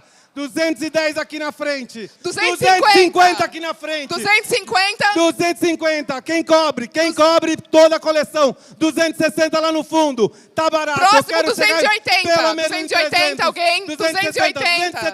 300. 300 reais ali no 300. meio. Aí, moleque. Chegou onde eu queria para começar. O leilão começou agora. 300. 310 quem me dá? 310 quem me dá? 310 vai levar toda a coleção. Bora, 350. É toda a coleção. Ah, meu Deus. 350. 350, já tenho 350. 380. Quem dá mais? 380. 350, ouvi 360. 80, Tony. 380. 380 onde? Quem tá dando 380? Alguém? Mais? Olha lá, última chance, dou-lhe uma.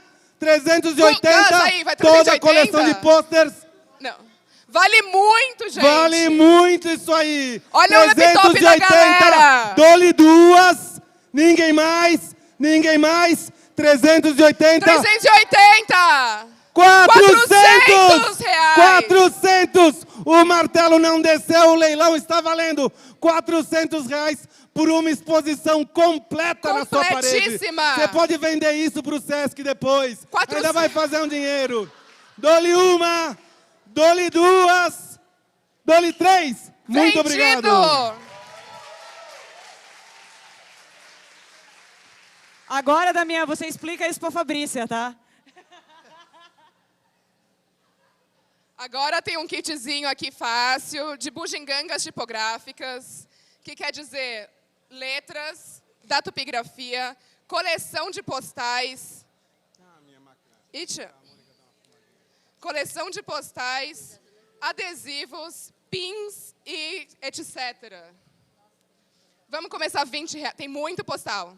Tem catálogo de coisas de sinalização do Chile com CD. 20 reais. Começamos melhor 20 observação reais. dos itens. Pode chegar no palco. 20 reais. Começou com 20 reais. Bora Vai lá, começar 20 barato. reais. Chegou a sua chance. Você tá aí com Postais. cara de pato. No... Postais underwear, postais Bold Monday, postais Subvertype. São basicamente espécimes tipográficos em forma de postais. 20 reais. 20 reais. Já temos 20 reais ali, Acilo. Quem mais? Quem dá mais? 30 reais. 30 Felipe, reais, 30 Juca, reais. vai. 30 reais, tá barato. 40 reais 40 ali atrás. reais, alguém? Quem vai dar? Quem dá mais? 40 reais, coleção de postais. Tá muito barato. 50 reais aqui na frente. Agora você vai levar 60 ali no fundo. 60, o Google tá levando 60 reais. 60 reais. Não deixa barato. Tem que ficar no Brasil 70, isso. 70. Não é possível. Apenas 60 reais, ok? 70 reais aqui na frente. Esse pacote é seu. Vai por mim, garota. Quem dá mais? Quem dá mais? 70 reais, 70 reais. Ouvi 80? Ouvi 80, tá barato. Dou-lhe uma, 80. Dou-lhe uma, última... 80? 80 reais. Ele quer levar. Felipe, 80 é reais teu. coberto. O martelo ainda não desceu. Vamos chegar em 100? Quem dá 90? Ouvi 90? 90 reais. 90 reais são 40 cartões. 90 reais. Dou-lhe uma. 90 reais. Dou-lhe duas. 90 reais. Dou-lhe três. Vendido pro Felipe. Para o elegante cavaleiro de camisa azul. Cartazes da British Library. Uma coisa. Peraí.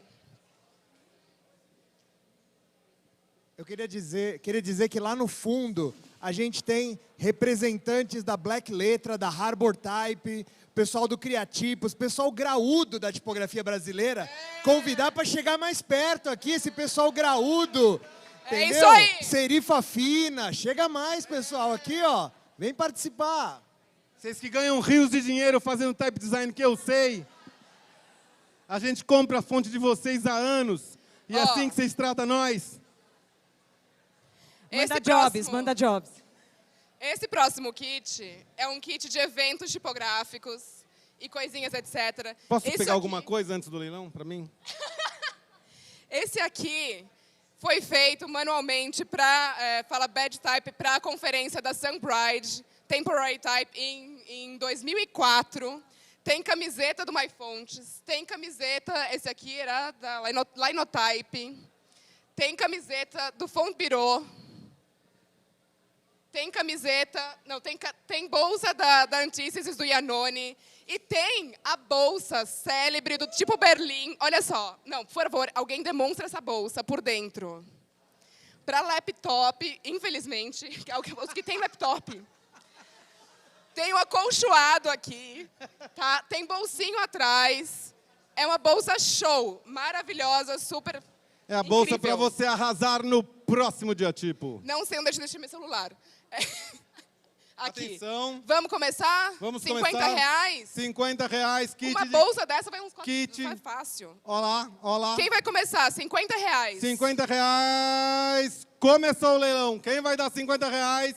Temos 50 reais ali no Ali, ó, fundo. 60 reais já, 60 reais, 70 Milena. reais, 70 reais, alguém mais, alguém mais. Vamos lá, meu Deus. Olha, Milena, 80 reais lá no fundo, agora entrou no jogo, gostei. 80 reais, quem dá mais? Quem dá mais? Eu quero ver 90. Quem dá mais? É muita camiseta. Tem camiseta, Uma tem camiseta tem... vale 90 reais. Ó, que isso? esse 90 aqui reais, quem dá mais? tá na- Não na- mais, não mais. Esse não tá vai- na tupografia, tem artigo na tupografia. Tem artigo, é raridade. É raridade. Atenção, 90 reais. Nem mais, não mais. Dou-lhe uma, dou-lhe duas, dou-lhe três. 3. Vendido pra mim. Vendido. É isso aí. É isso aí. Viu? Ah, não vou entrar no começo, vou deixar para o fim, quem sabe? Se não começar a levantar o cartão, aí é que não compra nada mesmo.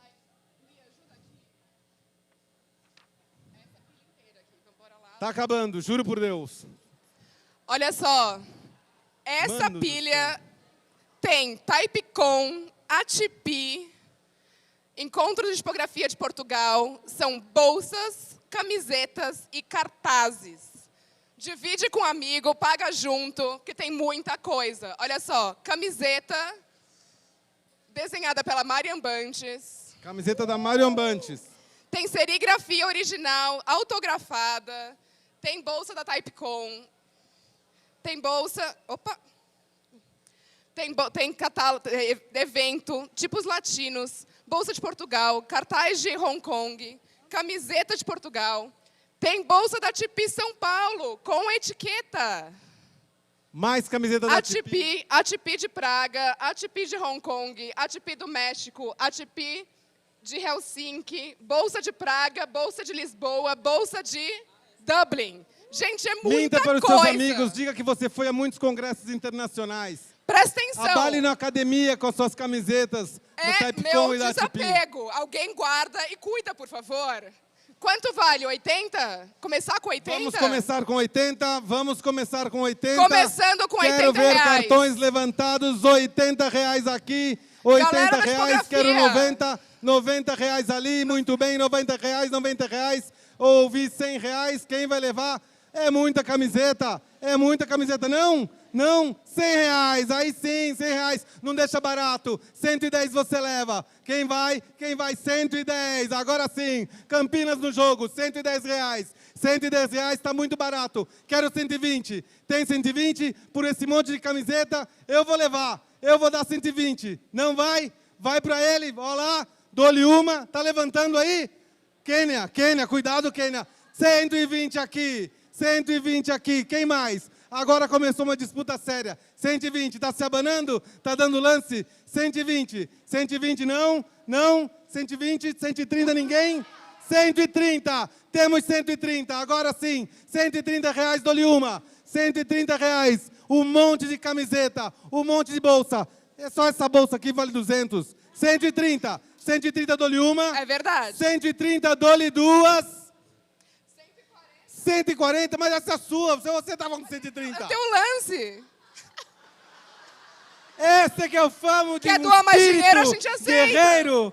Ela acabou de cumprir o próprio lance. É muita generosidade. Uma salva de palmas, vendido por 130.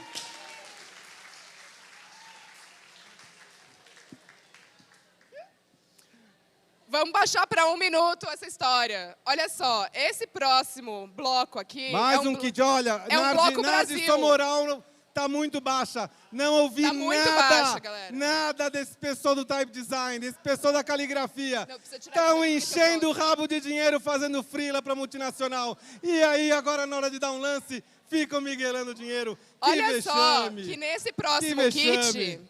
tem o seguinte, catálogo de Ingbats Brasil, coisinhas do DiaTipo, esse é o kit Brasil. Essa raridade, Henrique Nardi, fala aí. Oh, o pôster raríssimo, Do DiaTipo Natal 2009. com os palestrantes todos de lutadores. Tem jornal falando sobre tipos latinos, com reportagem do tipos latinos. Tem outro catálogo do Ingbats Brasil que é diferente. Tipografia Brasilis. Quem lembra? Tem dois cartazes do DiaTipo Natal. Tem o vermelho e o azul. Camiseta DiaTipo, camiseta Tipi Brasil, camiseta de Ingbats Brasil, bolsas DiaTipo e, agora, esse é histórico. Kit DNA tipográfico, primeiro DNA tipográfico no Senac Cipião, Sim, completo. sim, esse foi o primeiro congresso tipográfico brasileiro, outubro de 2003. Essa era a Good Bag, foi organizado pelo Cláudio Rocha e por esse cidadão que está aqui em cima. Nós temos muito orgulho que o DiaTipo Kit é um completo. filhote do DNA. Tem até É uma canetinha. iniciativa que deu super certo. São os goodies. São os 2003. Compre algo mais velho do que você. Chegou a hora. Vamos começar com quanto, Marina? Vamos começar 50, esse povo tá baixo, vamos 50, aumentar que isso o aí. pessoal tá muito muquirana. Gente, calma, Bora lá. calma lá. Quem vai dar por esse kit DNA DiaTipo? Começou. R$50. Começou com R$50. DNA Quem dá tipográfico. R$50. Tá levantando o celular para fotografar ou tá dando um lance? R$50 ninguém? Ninguém Não quer saber. acredito. Leva Posso você, acabar o leva pra leilão? casa, Tony, leva pra Não casa. vai ter. Leva pra casa. Vou levar para casa? Vou usar essas camisetas? Leva Vou pra ter que casa. fazer um pequeno regime para caber nas camisetas M? É isso? Acho que dá. Aqui, R$50. R$50. Agora sim. 60. O mínimo. 60. 60 alguém? R$60. Meu Deus do céu. R$60. R$60. Agora Muito sim. obrigada. Muito obrigado. Os laptops R$70 agradecem. alguém? 70, tá se espreguiçando ou tá dando um lance? R$70. R$70 alguém? Não. Vai sair baratinho assim? Vai é sair isso? super Vocês barato. estão cansados? Dou-lhe uma, dou-lhe duas. Que foi? Dolly. É um lance? 70. Aê! 80? Levou. Estamos em 80? Estamos em 80. Estamos em Acabou R$80. o tempo. Levou, Tony. Acabou o tempo. Acabou? Levou. Dou-lhe uma, dou-lhe duas, dou-lhe 3. Finalmente apitou. Eu vou devolver esse martelo. E aí, acabou? Não acabou? Não, acabou não. Jesus Christ. Presta atenção. Esse aqui é tão histórico que tem Atenção, disquete. type designers. Esse disquete é do Diet, nem ele mais tem. Além de disquetes, presta atenção. Esse disquete dá um maravilhoso porta-copo. Zebras caolhas, feitos aqui no Senac. Essa é a primeira fonte do Felipe Negrão, que não tinha nem espaçamento, ele confessou aqui. Histórico, CDs tipográficos, Zabumba City, tem coleção da Linotype, House Industries, Pictorama, gemada tipográfica, Diet, é teu. Livro, este é meu tipo, Big Book, 5.000 fontes, tem specimens, Latinotype, tem Jill Bell, porta-copo Dalton Mag, Commercial Type, Zapfino, vários specimens. Specimen Dalton Mag, caderninho Dalton Mag, specimen no Aí, Fábio Hag, MEAV, caderninho do Dalton Mag pra você. Tipotec, specimens e CDs. Muita coisa. R$50. R$50. Só esse livrão aqui. Não, só esse aqui já vale. Só esse aqui já vale mais 50. Bora lá? Recheie tipo sua de graça. biblioteca. Linotype, Fontes. CD Linotype. Vai começar com 50 reais. Quem dá 50 reais Ali, ó. por tudo 50, isso? 60, Já temos 70. 50 reais. Já temos 70, 60, 80, 70, 80, 80, 80, tá quente, 80, 90, 100, 90, 100, 110. 100 reais, 100 reais. Quem dá 110?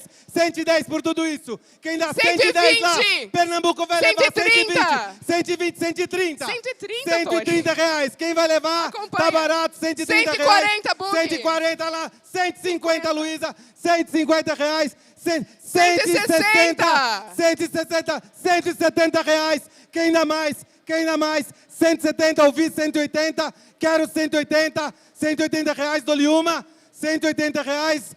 180 reais, dou-lhe duas. 180 reais, dou-lhe três. Vendido. Vendido, cavalheiro. Cavalheiro, não espere o segundo martelo.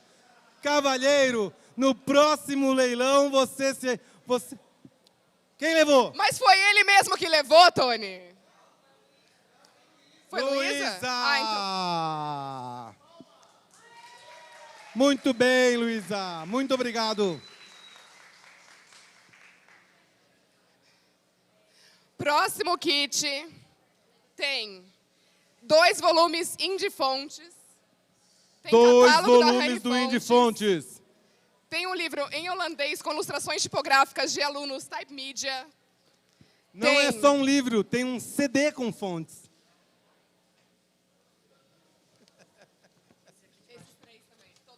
Cartazes tipográficos, sketches originais Eric Van Blocklen,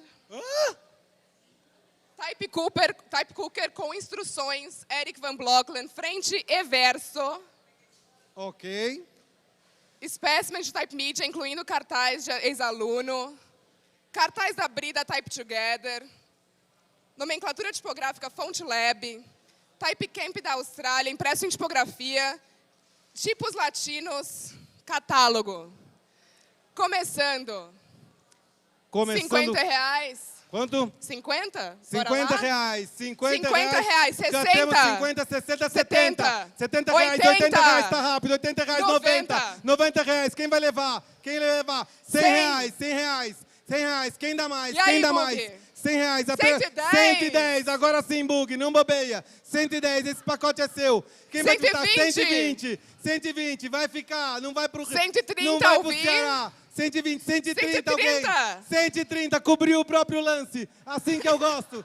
130, vai, Bug. Esse pacote é seu, Bug. 130, alguém mais? Ouvi 140, ouvi... 140! 140 reais, tá indo para fora do estado. O pacote todo, não deixa. 140, vou bater o martelo. 140, 150 reais. Uhul! Agora sim, 150 reais. 150 reais, alguém mais? Alguém mais? 150, ouvi 160. Aí no fundo, dou-lhe uma. Dou-lhe uma, Fechou, 150 fechou, reais. Tony, fechou. Dou-lhe duas, dou-lhe três, vendido para o generoso cavalheiro de camisa blue. Estamos terminando, são os 3 Juro últimos por Deus, kits. estamos terminando. Juro por Deus. São os 3 Ano últimos que vem kits. eu vou limitar 10 itens. Presta atenção nisso aqui, que tem carta de amor da Marian Bantes. Carta de amor da Marian Bantes. Do Valentine. Pra mim, ela mandou uma Das carta de amor pra edições mim. especiais de Dia dos Namorados que ela fez e mandou pro Tony. Tem DVD da Tipo Berlim, tem DVD do Frutiger, tem mousepad da Emigré, Chora. tem cartazes e projetos do Anthony Burrow. Para quem não conhece, aquele Work Hard and Be Nice to People. Rubem Martins. Mano do céu. Caraca, é isso aí. Calígrafos. Marian Tite Bentes. Hellmeister. Marian Bentes. Ela botou no correio com a mão dela. Tem DNA dela aqui. Vocês podem tentar clonar ela. Gerar um filho de vocês com ela.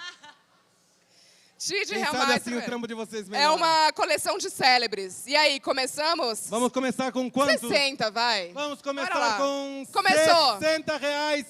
Todas essas raridades. DVD. Quem vai dar 60 reais? DVDs, Começou, galera. atenção, ninguém... 60, Bug. 60 reais, começou o leilão. Só esse aqui já vale 100. 60 reais, Isso aqui são 60 300. reais. Eu ouvi 70, eu ouvi 70, Vai acabar assim? Ninguém vai levar nada? Não acredito. Não acredito. R$60. É isso. Dou-lhe uma, R$60. Ninguém vai? 70, Bug tá cobrindo o próprio lance. R$70. Bug revoltado aumenta o próprio lance para Bug, R$70. Vamos lá. Acho que vocês não entenderam o que nós estamos leiloando aqui. R$70, dou-lhe uma. Colaborações com o laptop. R$70, dou-lhe duas. R$70, dou-lhe três. Vendido. Essa foi a maior barganha. Bug, você não pode reclamar. Da outra vez você não levou, mas agora você fez um grande negócio. E acabou? Acabou? Não, não. Na verdade, eu falei que tinham 3, tem mais 3 agora. Tem os últimos. Mano do céu. Isso aqui pesa, gente. É chumbo. Agora leilão de peso. Tem chumbo mesmo. O que nós temos aqui? Tem parágrafo composto da tupigrafia. Parágrafos compostos, linotipo do último exemplar da tupigrafia. Chumbo composto, linotipo da Tipi Hong Kong em latino e chinês.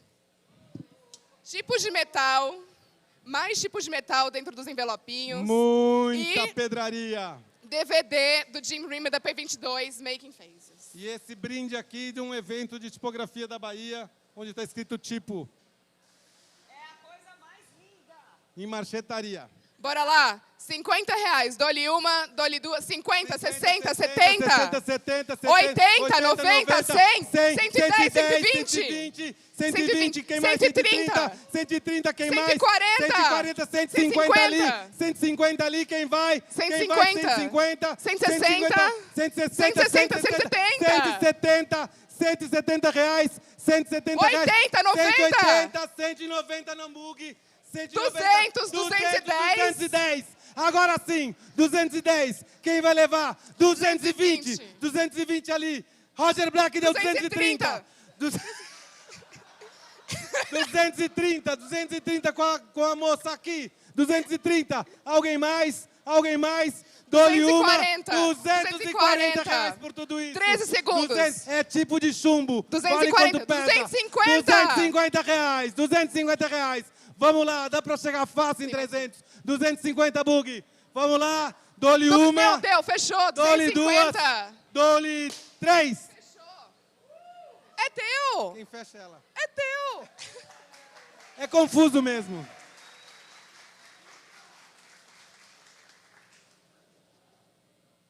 O bom do leilão é que no final a pessoa não sabe nem o que levou, nem exatamente quanto pagou.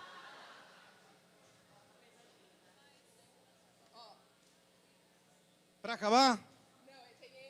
Putz, grila. Temos um kit tupigrafia, temos um kit letterpress, Oficina Tipográfica São Paulo. Esses Esse são aqui, simplesmente quase todos os pôsteres da tupigrafia, cortesia do Cláudio Rocha, Tony de Marco e Família. Esse vem do meu desapego. E da Marina. Tá aí, esse é do número 1. Aqui, ó. Tem, olha, tem pôster em papel Vegetal. Tem impresso em capa. prata. Tem capa, tem envelope. Tem capas da revista, mais pôster da samba. Tem muita coisa para segurar, gente. Presta atenção. Tem muita coisa. Esse é o kit posters tupigrafia. Todos os posters da tupigrafia. Decore o quarto do seu bebê, quem sabe Vamos ele vira começar 60? designer. Vamos lá, 60. Bora lá? Bora Começou, lá, vamos começar em 60 reais. 60, 70. Aqui, 70 80, 90. 80, 90, 90. Quem vai levar? 90 reais, 100 reais, 110 reais, 110 reais. Quem vai levar? Quem vai levar 110? Ouvi 120, 120 alguém. Vai levar 110? Já acabou o leilão? 110 por tudo isso? Não acredito. 110 reais, 110 reais. Ninguém vai levar, dou-lhe uma. Tupigrafia, 120 reais. 120 reais. Quem vai dar? Quem dá mais? 120. 130. 130 reais. Agora sim. Essa é uma boa. Você tem que vir todo dia tipo, você tem que prometer pra mim. 140. 140 reais. 140 reais ali. Quem vai levar? 140. Ouvi 150. 150 reais. 150 lá no fundo, Tony. 150 no fundo. Sai, 150. Vem pra luz. 160. Venha pra luz. 160 aqui na frente. 160 reais. Dou-lhe uma. 160 reais. Dou-lhe duas. 170 reais. 170 reais. Dou-lhe uma. Dou-lhe duas. Dou-lhe três. 170 reais. Vendido para o esbelto cavalheiro de 2 metros de altura. Muito obrigado pela presença, pela paciência. Aguardo todos vocês para agradecer pessoalmente. Eu estou me agradecendo antecipadamente para ver se termina logo. Esse é equivalente àquele Eu da tenho coleção só uma completa. pergunta muito importante. Plau, a cerveja está gelada? Traz um copo para mim, eu mereço. Esse aqui é equivalente àquele exposição completa, porque tem muita coisa. Sim, tem que abrir esse pacote da oficina aí, Tem hein? que abrir. Então alguém tem que abrir. Alguém coisa ajuda aqui, por favor. É muita coisa esse pacote. Tem Preparem os seus impresso bolsos. em letterpress, tem DVD Linotype e tem o impresso em letterpress que veio com o DVD Linotype. Tem convites da Oficina Tipográfica São Paulo. Tem... Ai, obrigada. Muito obrigado. Obrigada, Henrique. Peraí. Tem cartaz impresso no Type Museum em Londres. Convites da Oficina Tipográfica São Paulo. Convite do DiaTipo, do Matthew Carter, impresso na Oficina Tipográfica São Paulo. Tem vários materiais letterpress. Tem Rafael Neder. Tem certificado antigo da oficina. Tem um monte de coisa de um monte de gente aqui. Tem calendário da oficina. Tem 2 envelopes parrudos da oficina Cheio de tipográfica. pôster. Cheio de pôster dentro. Esse aqui é projeto meu do London College of Communication. Tem Além da Letra, cartazes do Além da Letra. Além da Letra, quem feitos conhece com essa Cláudio coleção, Rocha. Além da Letra, vale muito. Peraí. E agora, para terminar? Não, tem mais coisa dentro que eu Deus, nem esse lembro mais. kit vai começar em 360. esse aqui Roger, também é- it's for you, special. From Brazil. Um projeto meu Open do your London wallet, Communication. E, presta atenção, Oficina Tipográfica São Paulo 2009, calendário e prints extras. Se liga na quantidade de coisa, na quantidade de Muita artista. coisa impressa em Tudo letterpress. original, letterpress, galera. Vamos Muito começar bem. Olá. Isso é meu. Olá. De 2005. 6. Olá. Ok. Bora lá, Vamos lá, vamos lá. 120, 150, vai. 150, 150, vale, para começar. 150. 150, já temos 150, 160 aqui.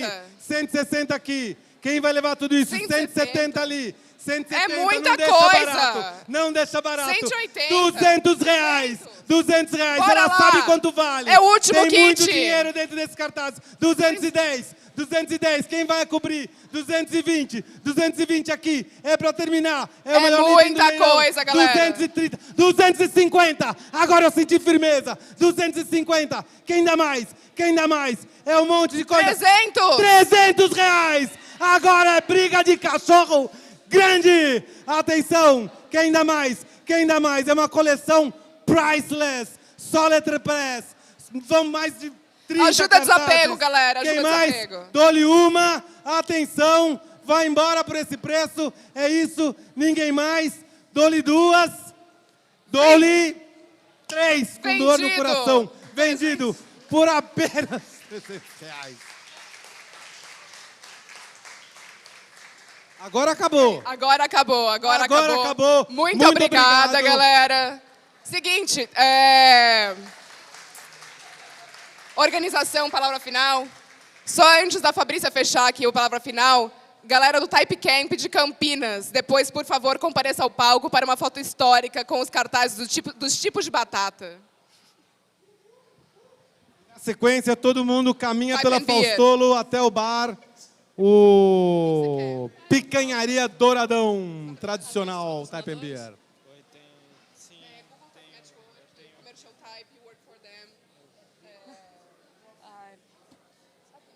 Não, eu tava procurando na quinta, nos painéis. Até aqui. Tem aí, só pra poder falar. Passar na minha maquininha ou da Fabrícia? Da Joyce. Da Joyce. Pode passar na da Joyce. Obrigada. Vou chamar a Joyce. Pode falar?